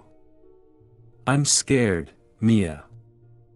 But I also feel like I can't just run away. There's so much at stake, and I don't want to leave you to face this alone." Mia felt torn. Lydia's fear was genuine, and she understood the gravity of the situation. But Robert's presence was also a source of comfort and strength. Balancing these conflicting emotions was becoming increasingly difficult as the danger grew more immediate. "Lydia, I understand your fear," Mia said gently. "But if you stay, you're putting yourself at risk. And if you leave, I'll have one less ally here. I don't know what the right choice is, but I need you to be safe." Lydia's eyes filled with tears. "I don't want to leave you, but I also don't want to be a liability. I don't know what to do." Robert stepped forward, placing a reassuring hand on Lydia's shoulder. "You should do what you think is best for your safety. We'll figure out the next steps together. But right now, we need to stay focused and be strategic about our actions." Mia felt the weight of the decisions she had to make pressing down on her. The personal stakes were intertwined with the broader danger, and she was caught in a storm of emotions and threats. She turned to Robert, her voice steady but filled with resolve. "We need to protect Lydia and ourselves while continuing to uncover the truth. We can't afford to let our feelings and fears divide us. We have to stay united and focused." Robert nodded in agreement, though his eyes betrayed his own fears and uncertainties. Lydia, too, seemed to find some solace in the solidarity of their resolve. As the three of them stood together in the dim light of Mia's room, the realization of their precarious situation was stark. The dangers that lurked within Blackwood Manor were escalating, and the complexity of their personal relationships only added to the challenge of navigating the perilous path ahead. Mia knew that to survive and solve the mystery, she needed to keep her emotions in check while remaining vigilant and strategic. The stakes had never been higher, and the bonds she shared with Robert and Lydia would be tested as they confronted the dark truths that lay ahead. The mansion was silent, save for the distant hum of the wind and the occasional creak of old wood settling. The tension in the air was palpable as Mia prepared for the confrontation she had been dreading. She had pieced together enough clues to form a theory about who was behind the murders, and she was determined to confront the culprit before anyone else could be hurt. It was late evening, and Mia had waited until she was sure that everyone else in the house was either asleep or occupied elsewhere. Her heart raced as she made her way through the dimly lit hallways of Blackwood Manor, guided by a combination of instinct and the evidence she had gathered. The confrontation would take place in the library, a room she had come to associate with both revelations and deception. The library, with its walls lined with dark wooden shelves and its heavy curtains drawn, was the perfect setting for the final showdown. As she approached the library, Mia's mind replayed the pieces of the puzzle she had put together, the hidden documents, the family secrets, and the patterns in the murders. She had determined that the person behind the deaths was someone with both a deep knowledge of the family's dark history and a motive tied to the estate's power. She entered the library quietly, the door creaking slightly as she pushed it open. The room was illuminated only by the soft glow of a single desk lamp. Her eyes scanned the room, settling on a figure standing by the large window, looking out at the estate grounds. The figure was Arthur Blackwood Jr., the man who had appeared to be a reclusive and detached member of the family. "Arthur," Mia said, her voice steady but filled with the weight of her resolve. Arthur turned slowly, his expression inscrutable. "Mia. I should have known you'd find your way here eventually." Mia's heart pounded. "I know what you've done. I know about the corruption and the lengths you've gone to in order to protect your family's legacy. But the murders, they were unnecessary." Arthur's eyes darkened. "Unnecessary?" "They were a means to an end. The Blackwood legacy was threatened, and I was determined to preserve it. Harold and Margaret were obstacles, and you, well, you've become a thorn in my side." Mia took a step forward, her determination unwavering. "You were willing to kill for control. But why? What are you trying to protect so desperately?"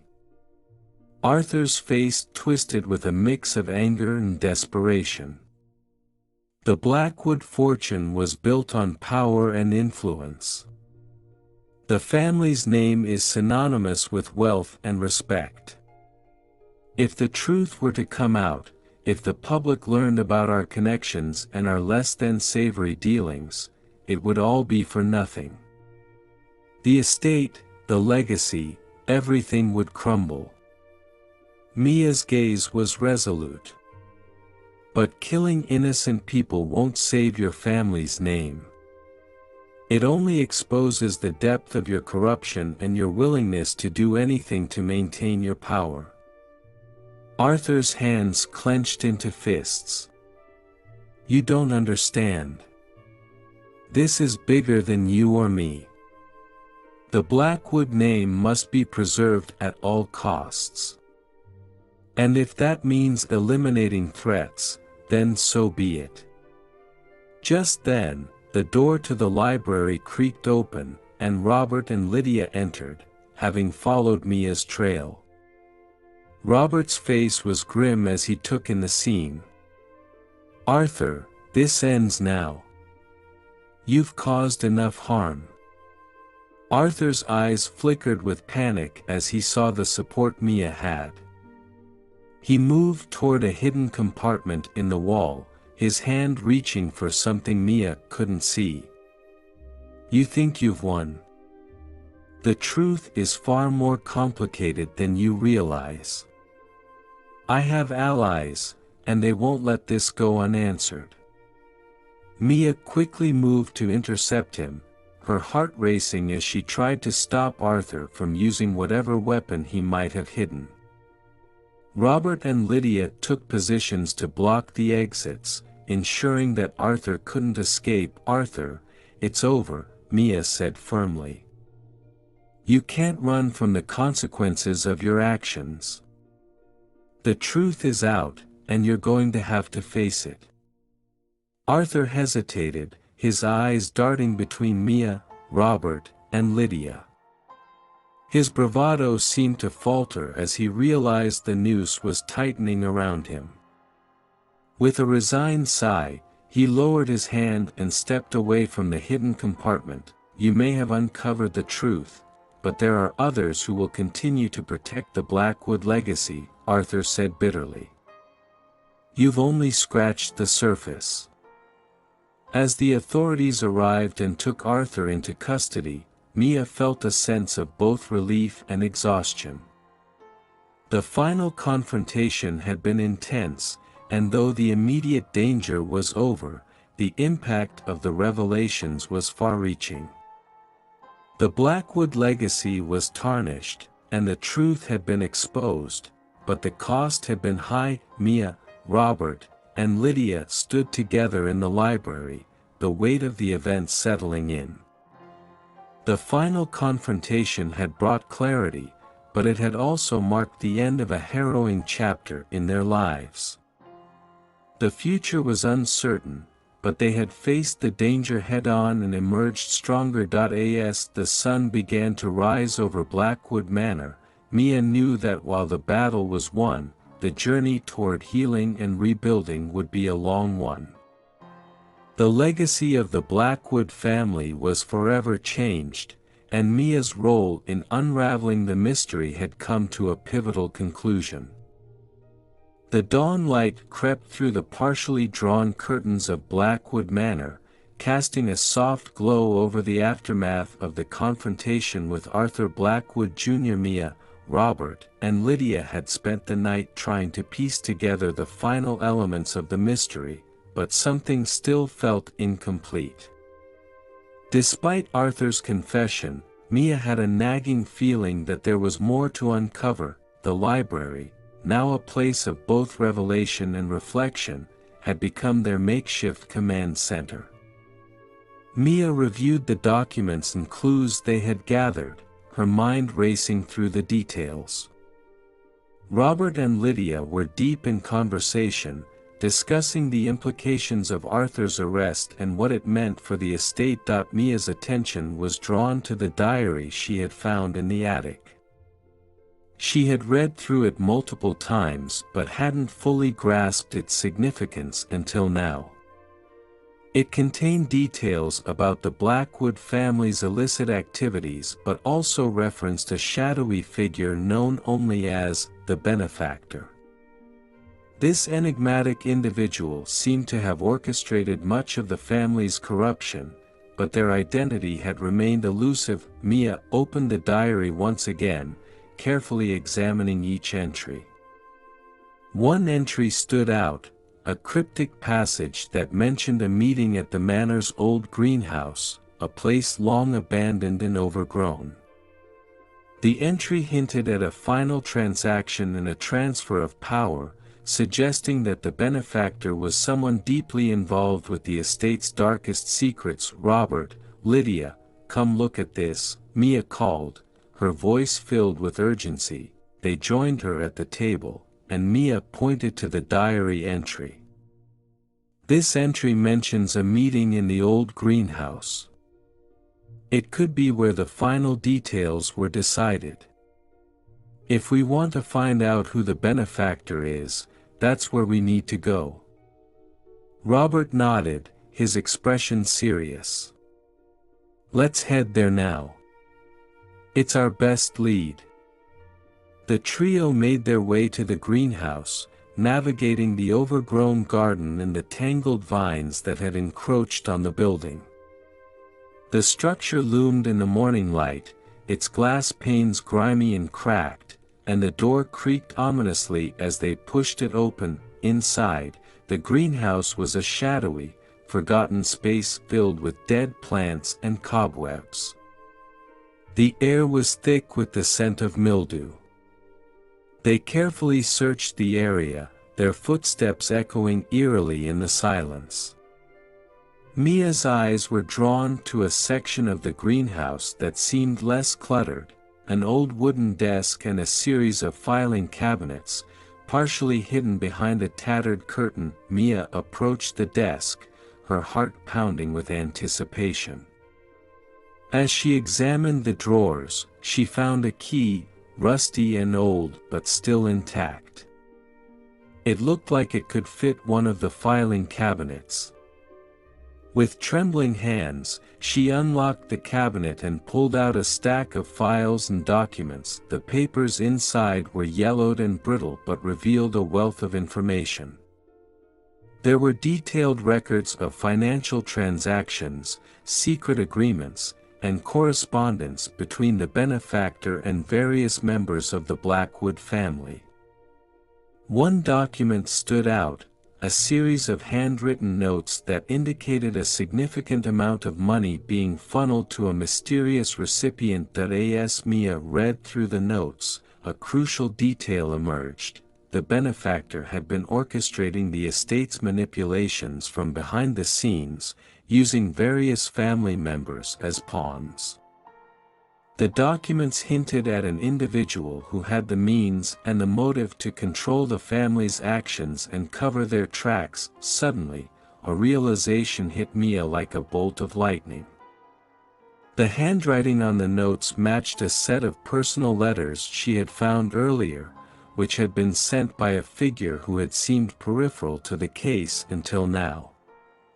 The true mastermind behind the murders and the corruption was not Arthur Blackwood Jr. but someone who had remained in the shadows. Mia looked up at Robert and Lydia, her eyes wide with shock. "I've found it. The true mastermind behind all of this, the benefactor, is none other than Margaret Blackwood." Robert's face reflected his surprise. "Margaret? But she's been so quiet throughout all this." Lydia's eyes widened. "But why? What was her motive?" Mia continued, her voice steady. "Margaret had been managing the estate's hidden dealings and manipulating events from behind the scenes. She was the one controlling Arthur and the others, ensuring that the family's legacy remained intact while eliminating any threats. The recent murders were her way of eliminating anyone who might expose the family's dark secrets. They quickly made their way back to the manor to confront Margaret. The weight of their discovery pressed heavily on them, but Mia was resolute. She knew that exposing Margaret was the final piece needed to bring the full truth to light. When they arrived at the manor, Margaret was in her study, her demeanor calm and composed. She looked up with a hint of surprise as Mia, Robert, and Lydia entered. "Mia, Robert, Lydia. What brings you here?"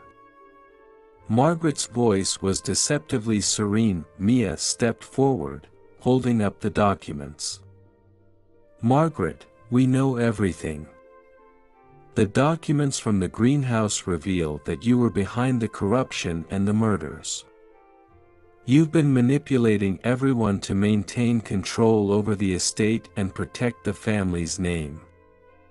Margaret's face paled, and for a moment, the mask of composure slipped. "I see you've uncovered the truth. But you have to understand, it was all for the greater good of the Blackwood legacy. The family's reputation was at stake." Robert's voice was firm. "At the cost of innocent lives? Your actions have caused irreparable harm. It's over, Margaret." Margaret's shoulders sagged as she realized the extent of her defeat. She glanced at the documents with a mix of resignation and defiance. "Very well. I suppose it was only a matter of time before the truth came out." With Margaret's confession, the final piece of the puzzle fell into place. The web of deceit that had entangled Blackwood Manor was unraveling, and the true mastermind was brought to justice. The family's legacy was forever altered, but the truth had prevailed, revealing the darkness that had plagued the estate. As the authorities took Margaret into custody, Mia, Robert, and Lydia stood together, the weight of their journey settling in. They had faced the dangers, uncovered the secrets, and brought the true mastermind to light. The final puzzle piece had been found, and with it, the path toward resolution and healing began. The sun had set over Blackwood Manor, casting long shadows that seemed to stretch across the estate. Despite the resolution of the mystery and the arrest of Margaret Blackwood, Mia couldn't shake the feeling that danger was still lurking. The recent confrontations had only heightened her sense of vulnerability, and she was keenly aware that there were still threats to be dealt with. Mia had decided to take a short break from the manor to clear her mind and gather her thoughts. The past few days had been a whirlwind of revelations and danger, and she needed a moment of clarity. As she stepped out of the manor and into the cool evening air, she felt a slight sense of relief. The world outside seemed calm, but her instincts told her that not everything was as it seemed. As she made her way to the estate's garden, Mia's phone buzzed with a message. It was from an unknown number, and the message read, "We're not done yet. Meet me in the greenhouse if you want to understand the real danger." Mia's heart raced. The greenhouse was where she had uncovered the final pieces of the puzzle, and the message suggested that there was more to be revealed. She glanced around, making sure she wasn't being followed, and then headed back to the greenhouse with a sense of urgency. The greenhouse, now eerily quiet, seemed even more foreboding in the darkness. The once familiar surroundings felt alien, and Mia's senses were on high alert. As she approached, she noticed a figure standing in the shadows, partially obscured by the overgrown foliage. The figure stepped into the light, revealing Oliver, a longtime employee of the manor who had been notably absent from the recent events. "Mia," Oliver said, his voice smooth but laced with an undercurrent of menace. "I see you received my message." Mia's eyes narrowed. "Oliver, I didn't expect you to be involved in all of this." Oliver's expression was cold. "I've been loyal to the Blackwood family for years, but loyalty can be a double-edged sword. Margaret had her plans, but I had mine. The family's downfall was my opportunity." Mia's mind raced as she tried to piece together Oliver's role. "You were the one manipulating the situation from behind the scenes, weren't you? You wanted to ensure that Margaret's plans would succeed, but it seems you have your own agenda." Oliver's lips curled into a smirk. "Exactly. And now, you're going to be part of that agenda. You've meddled in affairs that should have remained hidden. It's time for you to pay the price." Before Mia could react, Oliver pulled out a small device from his pocket. It was a remote control with a single red button. Her eyes widened as she realized what it was. "You see, Mia," Oliver continued, "I've rigged the greenhouse to collapse. If you don't leave now, you'll be trapped inside when I set it off." Mia's pulse quickened as she assessed her surroundings. The greenhouse was filled with unstable structures and fragile glass panes. If the device was activated, it could be catastrophic. Her mind raced through possible escape routes, but she knew she had to act quickly. "Oliver, think about this," Mia said, trying to buy time. "Is this really worth it? You're about to destroy everything for a chance at power." Oliver's eyes were resolute. "The Blackwood legacy is everything to me.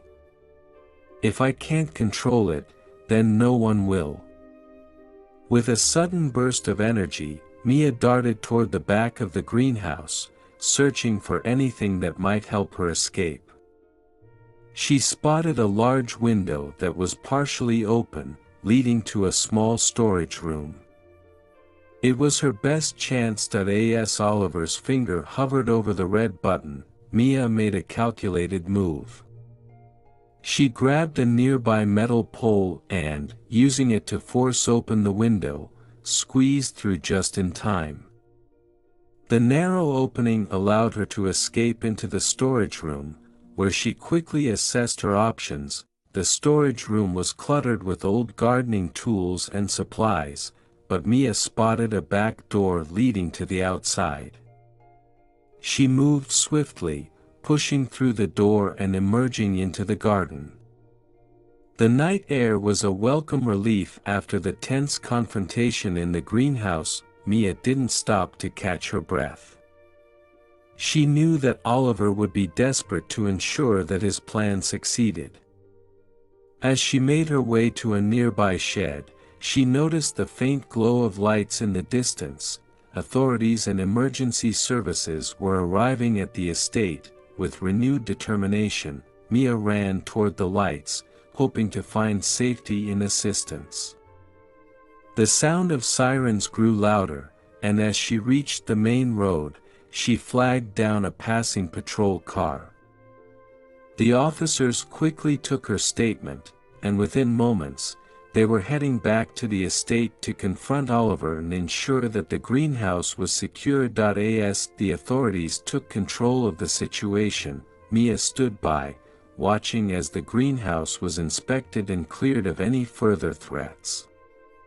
Oliver was apprehended, and the full extent of his plans was revealed. The danger had passed, and Mia felt a profound sense of relief. She had outsmarted her enemies and survived the deadly trap set for her. With the truth exposed and the immediate threats neutralized, she could finally begin to process the events and look forward to a new chapter in her life. Mia took a deep breath, the cool night air filling her lungs. The path to resolution had been fraught with danger, but she had emerged victorious. The final pieces of the puzzle were in place, and she was ready to face whatever came next with newfound strength and resilience. The once foreboding atmosphere of Blackwood Manor now felt oddly tranquil. The authorities had secured the estate, and the immediate danger was over. Mia, exhausted but resolute, sat in the drawing room, waiting for the final pieces of the puzzle to be revealed.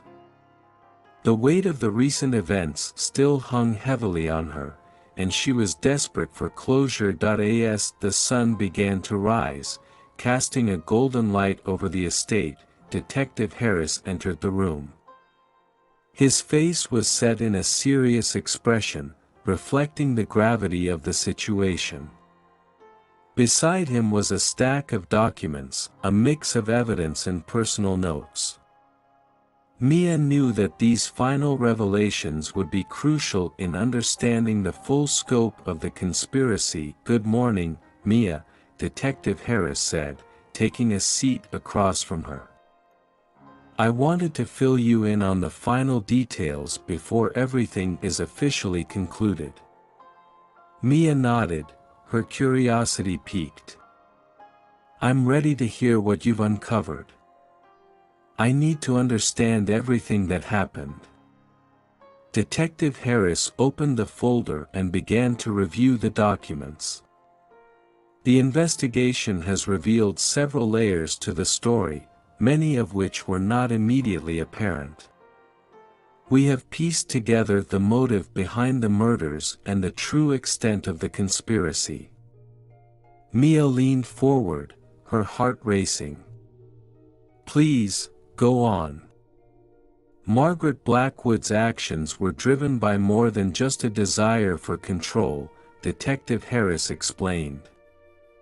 "It turns out that her ultimate motive was rooted in a long-standing grudge and a need for revenge." He paused, allowing the weight of his words to sink in. Margaret had a sister, Elaine, who was a significant part of the Blackwood family's early success. Elaine was a brilliant strategist and a key figure in building the family's fortune. However, she was ousted from the family business many years ago due to a power struggle. Mia's eyes widened. So, Margaret's actions were not just about maintaining control but about avenging her sister. Yes, Detective Harris confirmed. Elaine's fall from grace was orchestrated by her own family, who saw her as a threat. Margaret's resentment towards the Blackwood family grew over the years, especially when she discovered the truth about how Elaine was treated. Her actions, including the murders, were motivated by a twisted sense of justice for her sister. Mia absorbed the information, feeling a mix of shock and sympathy. So, the entire conspiracy was driven by a personal vendetta. But why involve so many others in the scheme? That's the troubling part, Harris continued. Margaret manipulated others into participating in her plan by exploiting their vulnerabilities and promising them shares of the family's wealth. She used Arthur, Oliver, and others as pawns to further her agenda. Each of them had their own reasons for cooperating, whether it was financial gain or personal grievances. The detective then presented a series of documents that detailed Margaret's extensive planning. One document in particular stood out, a letter from Elaine to Margaret, expressing regret and asking for forgiveness. It was clear that Elaine had been trying to make amends before her untimely death, but Margaret's anger had prevented her from reconciling with her sister. Mia's emotions were a turbulent mix of anger, sadness, and empathy. I can't believe how far Margaret went to exact her revenge. It's heartbreaking to see how deeply personal grievances can spiral into such devastating consequences. Detective Harris nodded. It's a stark reminder of how complex human motivations can be. The personal vendetta combined with greed created a dangerous combination that led to the chaos we've seen. As the detective concluded his briefing, Mia felt a profound sense of closure, though the revelations left her emotionally drained. The true motive behind the murders and the extent of the manipulation were now clear, and Mia could finally understand the full picture of the tragedy that had unfolded. I want to thank you for your hard work and dedication throughout this investigation, Mia said, her voice filled with gratitude. It's been a difficult journey, but knowing the truth helps me come to terms with everything that has happened. Detective Harris gave her a reassuring smile. It was a challenging case, but your persistence and courage played a crucial role in uncovering the truth. The case is now officially closed, and justice will be served. Mia stood, feeling a mix of relief and sorrow. She looked around the drawing room, once a symbol of the Blackwood family's opulence, now a place of revelation and resolution. The final truth had been revealed, and with it came the promise of a new beginning. As she left the manor, Mia took a deep breath, ready to face whatever lay ahead. The journey had been harrowing, but she had emerged stronger, having navigated the complex web of deceit and revenge. The estate's dark legacy would no longer haunt her, and she could finally move forward, carrying the lessons learned from this tumultuous chapter in her life. The dawn broke gently over Blackwood Manor, bathing the estate in a warm, hopeful light. The grandeur of the manor, once marred by intrigue and bloodshed, now seemed to whisper promises of renewal. The final pieces of the mystery had been resolved, and with Margaret Blackwood's death, the immediate danger had passed. But as Mia looked out over the sprawling grounds, she felt a profound sense of uncertainty about her own future. The police had completed their investigation, and the estate was officially cleared of any immediate threats.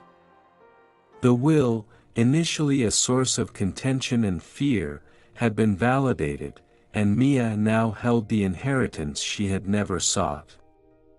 She had spent the night at the manor, reflecting on the journey that had led her here, and was ready to confront her next steps. She moved through the manor with a mix of nostalgia and trepidation.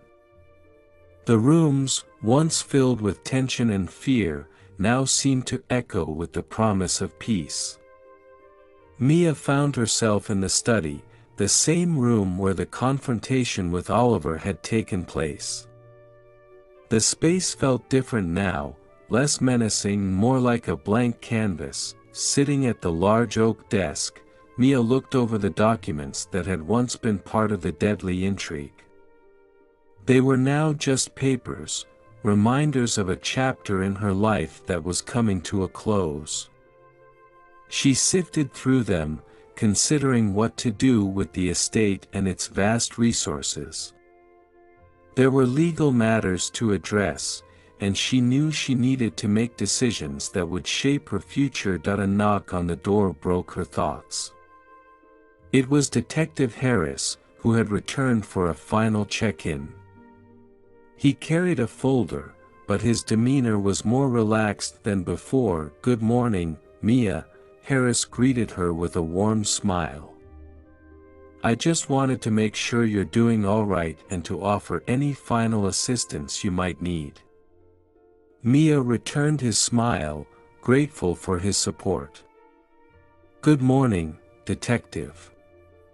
I'm doing okay, just trying to figure out what comes next." Harris nodded understandingly. "It's a lot to process. You've been through a tremendous ordeal, and it's natural to feel overwhelmed by the choices ahead. If you need any help or advice, don't hesitate to reach out." Mia appreciated his offer. "Thank you. I think I'm going to need it. There's so much to think about, deciding what to do with the estate, how to handle the inheritance, and what my own future holds." As Harris left, Mia took a deep breath and started to consider her options. The estate was a symbol of the Blackwood legacy, but it was also a potential opportunity for a new beginning. She thought about the people she could help and the changes she could make. She considered using the inheritance to create a foundation in Elaine Blackwood's name, one that would support causes related to social justice and education. It was a way to honor Elaine's legacy and to turn the dark history of the estate into something positive. Mia also thought about her own future. The past months had been a whirlwind, and she was ready for a fresh start. Perhaps it was time to leave the past behind and embark on a new journey. She had always dreamed of traveling, and now, with the financial stability the inheritance provided, she had the freedom to explore the world and discover new opportunities. As she walked through the gardens, the warmth of the sun on her face felt like a gentle encouragement. The estate, with its history and beauty, could become a place of healing and renewal. The choice was hers to make, and she felt a sense of empowerment as she contemplated the future. Mia decided to begin by organizing a meeting with the estate's legal team to discuss the details of the inheritance and her plans for the foundation. She would ensure that everything was handled properly and that the legacy of the Blackwood family could be redirected towards something meaningful. In the days that followed, Mia worked tirelessly to make her vision a reality. The process of setting up the foundation and managing the estate required her attention and effort, but she approached it with a sense of purpose. Each step she took was a step toward building a new life and leaving behind the shadows of the past. As the foundation's first projects began to take shape and Mia prepared for her travels, she felt a renewed sense of hope. The ordeal had been harrowing, but it had also given her the strength to make a difference and to embrace the possibilities of a new beginning. In the end, Mia found that the trials she had faced had led her to a place of self-discovery and empowerment. The estate, once a symbol of fear and deception, had become a beacon of hope and opportunity. And as she looked out over the manor's gardens, Mia felt ready to embrace whatever the future held, knowing that she had the strength to shape her own destiny.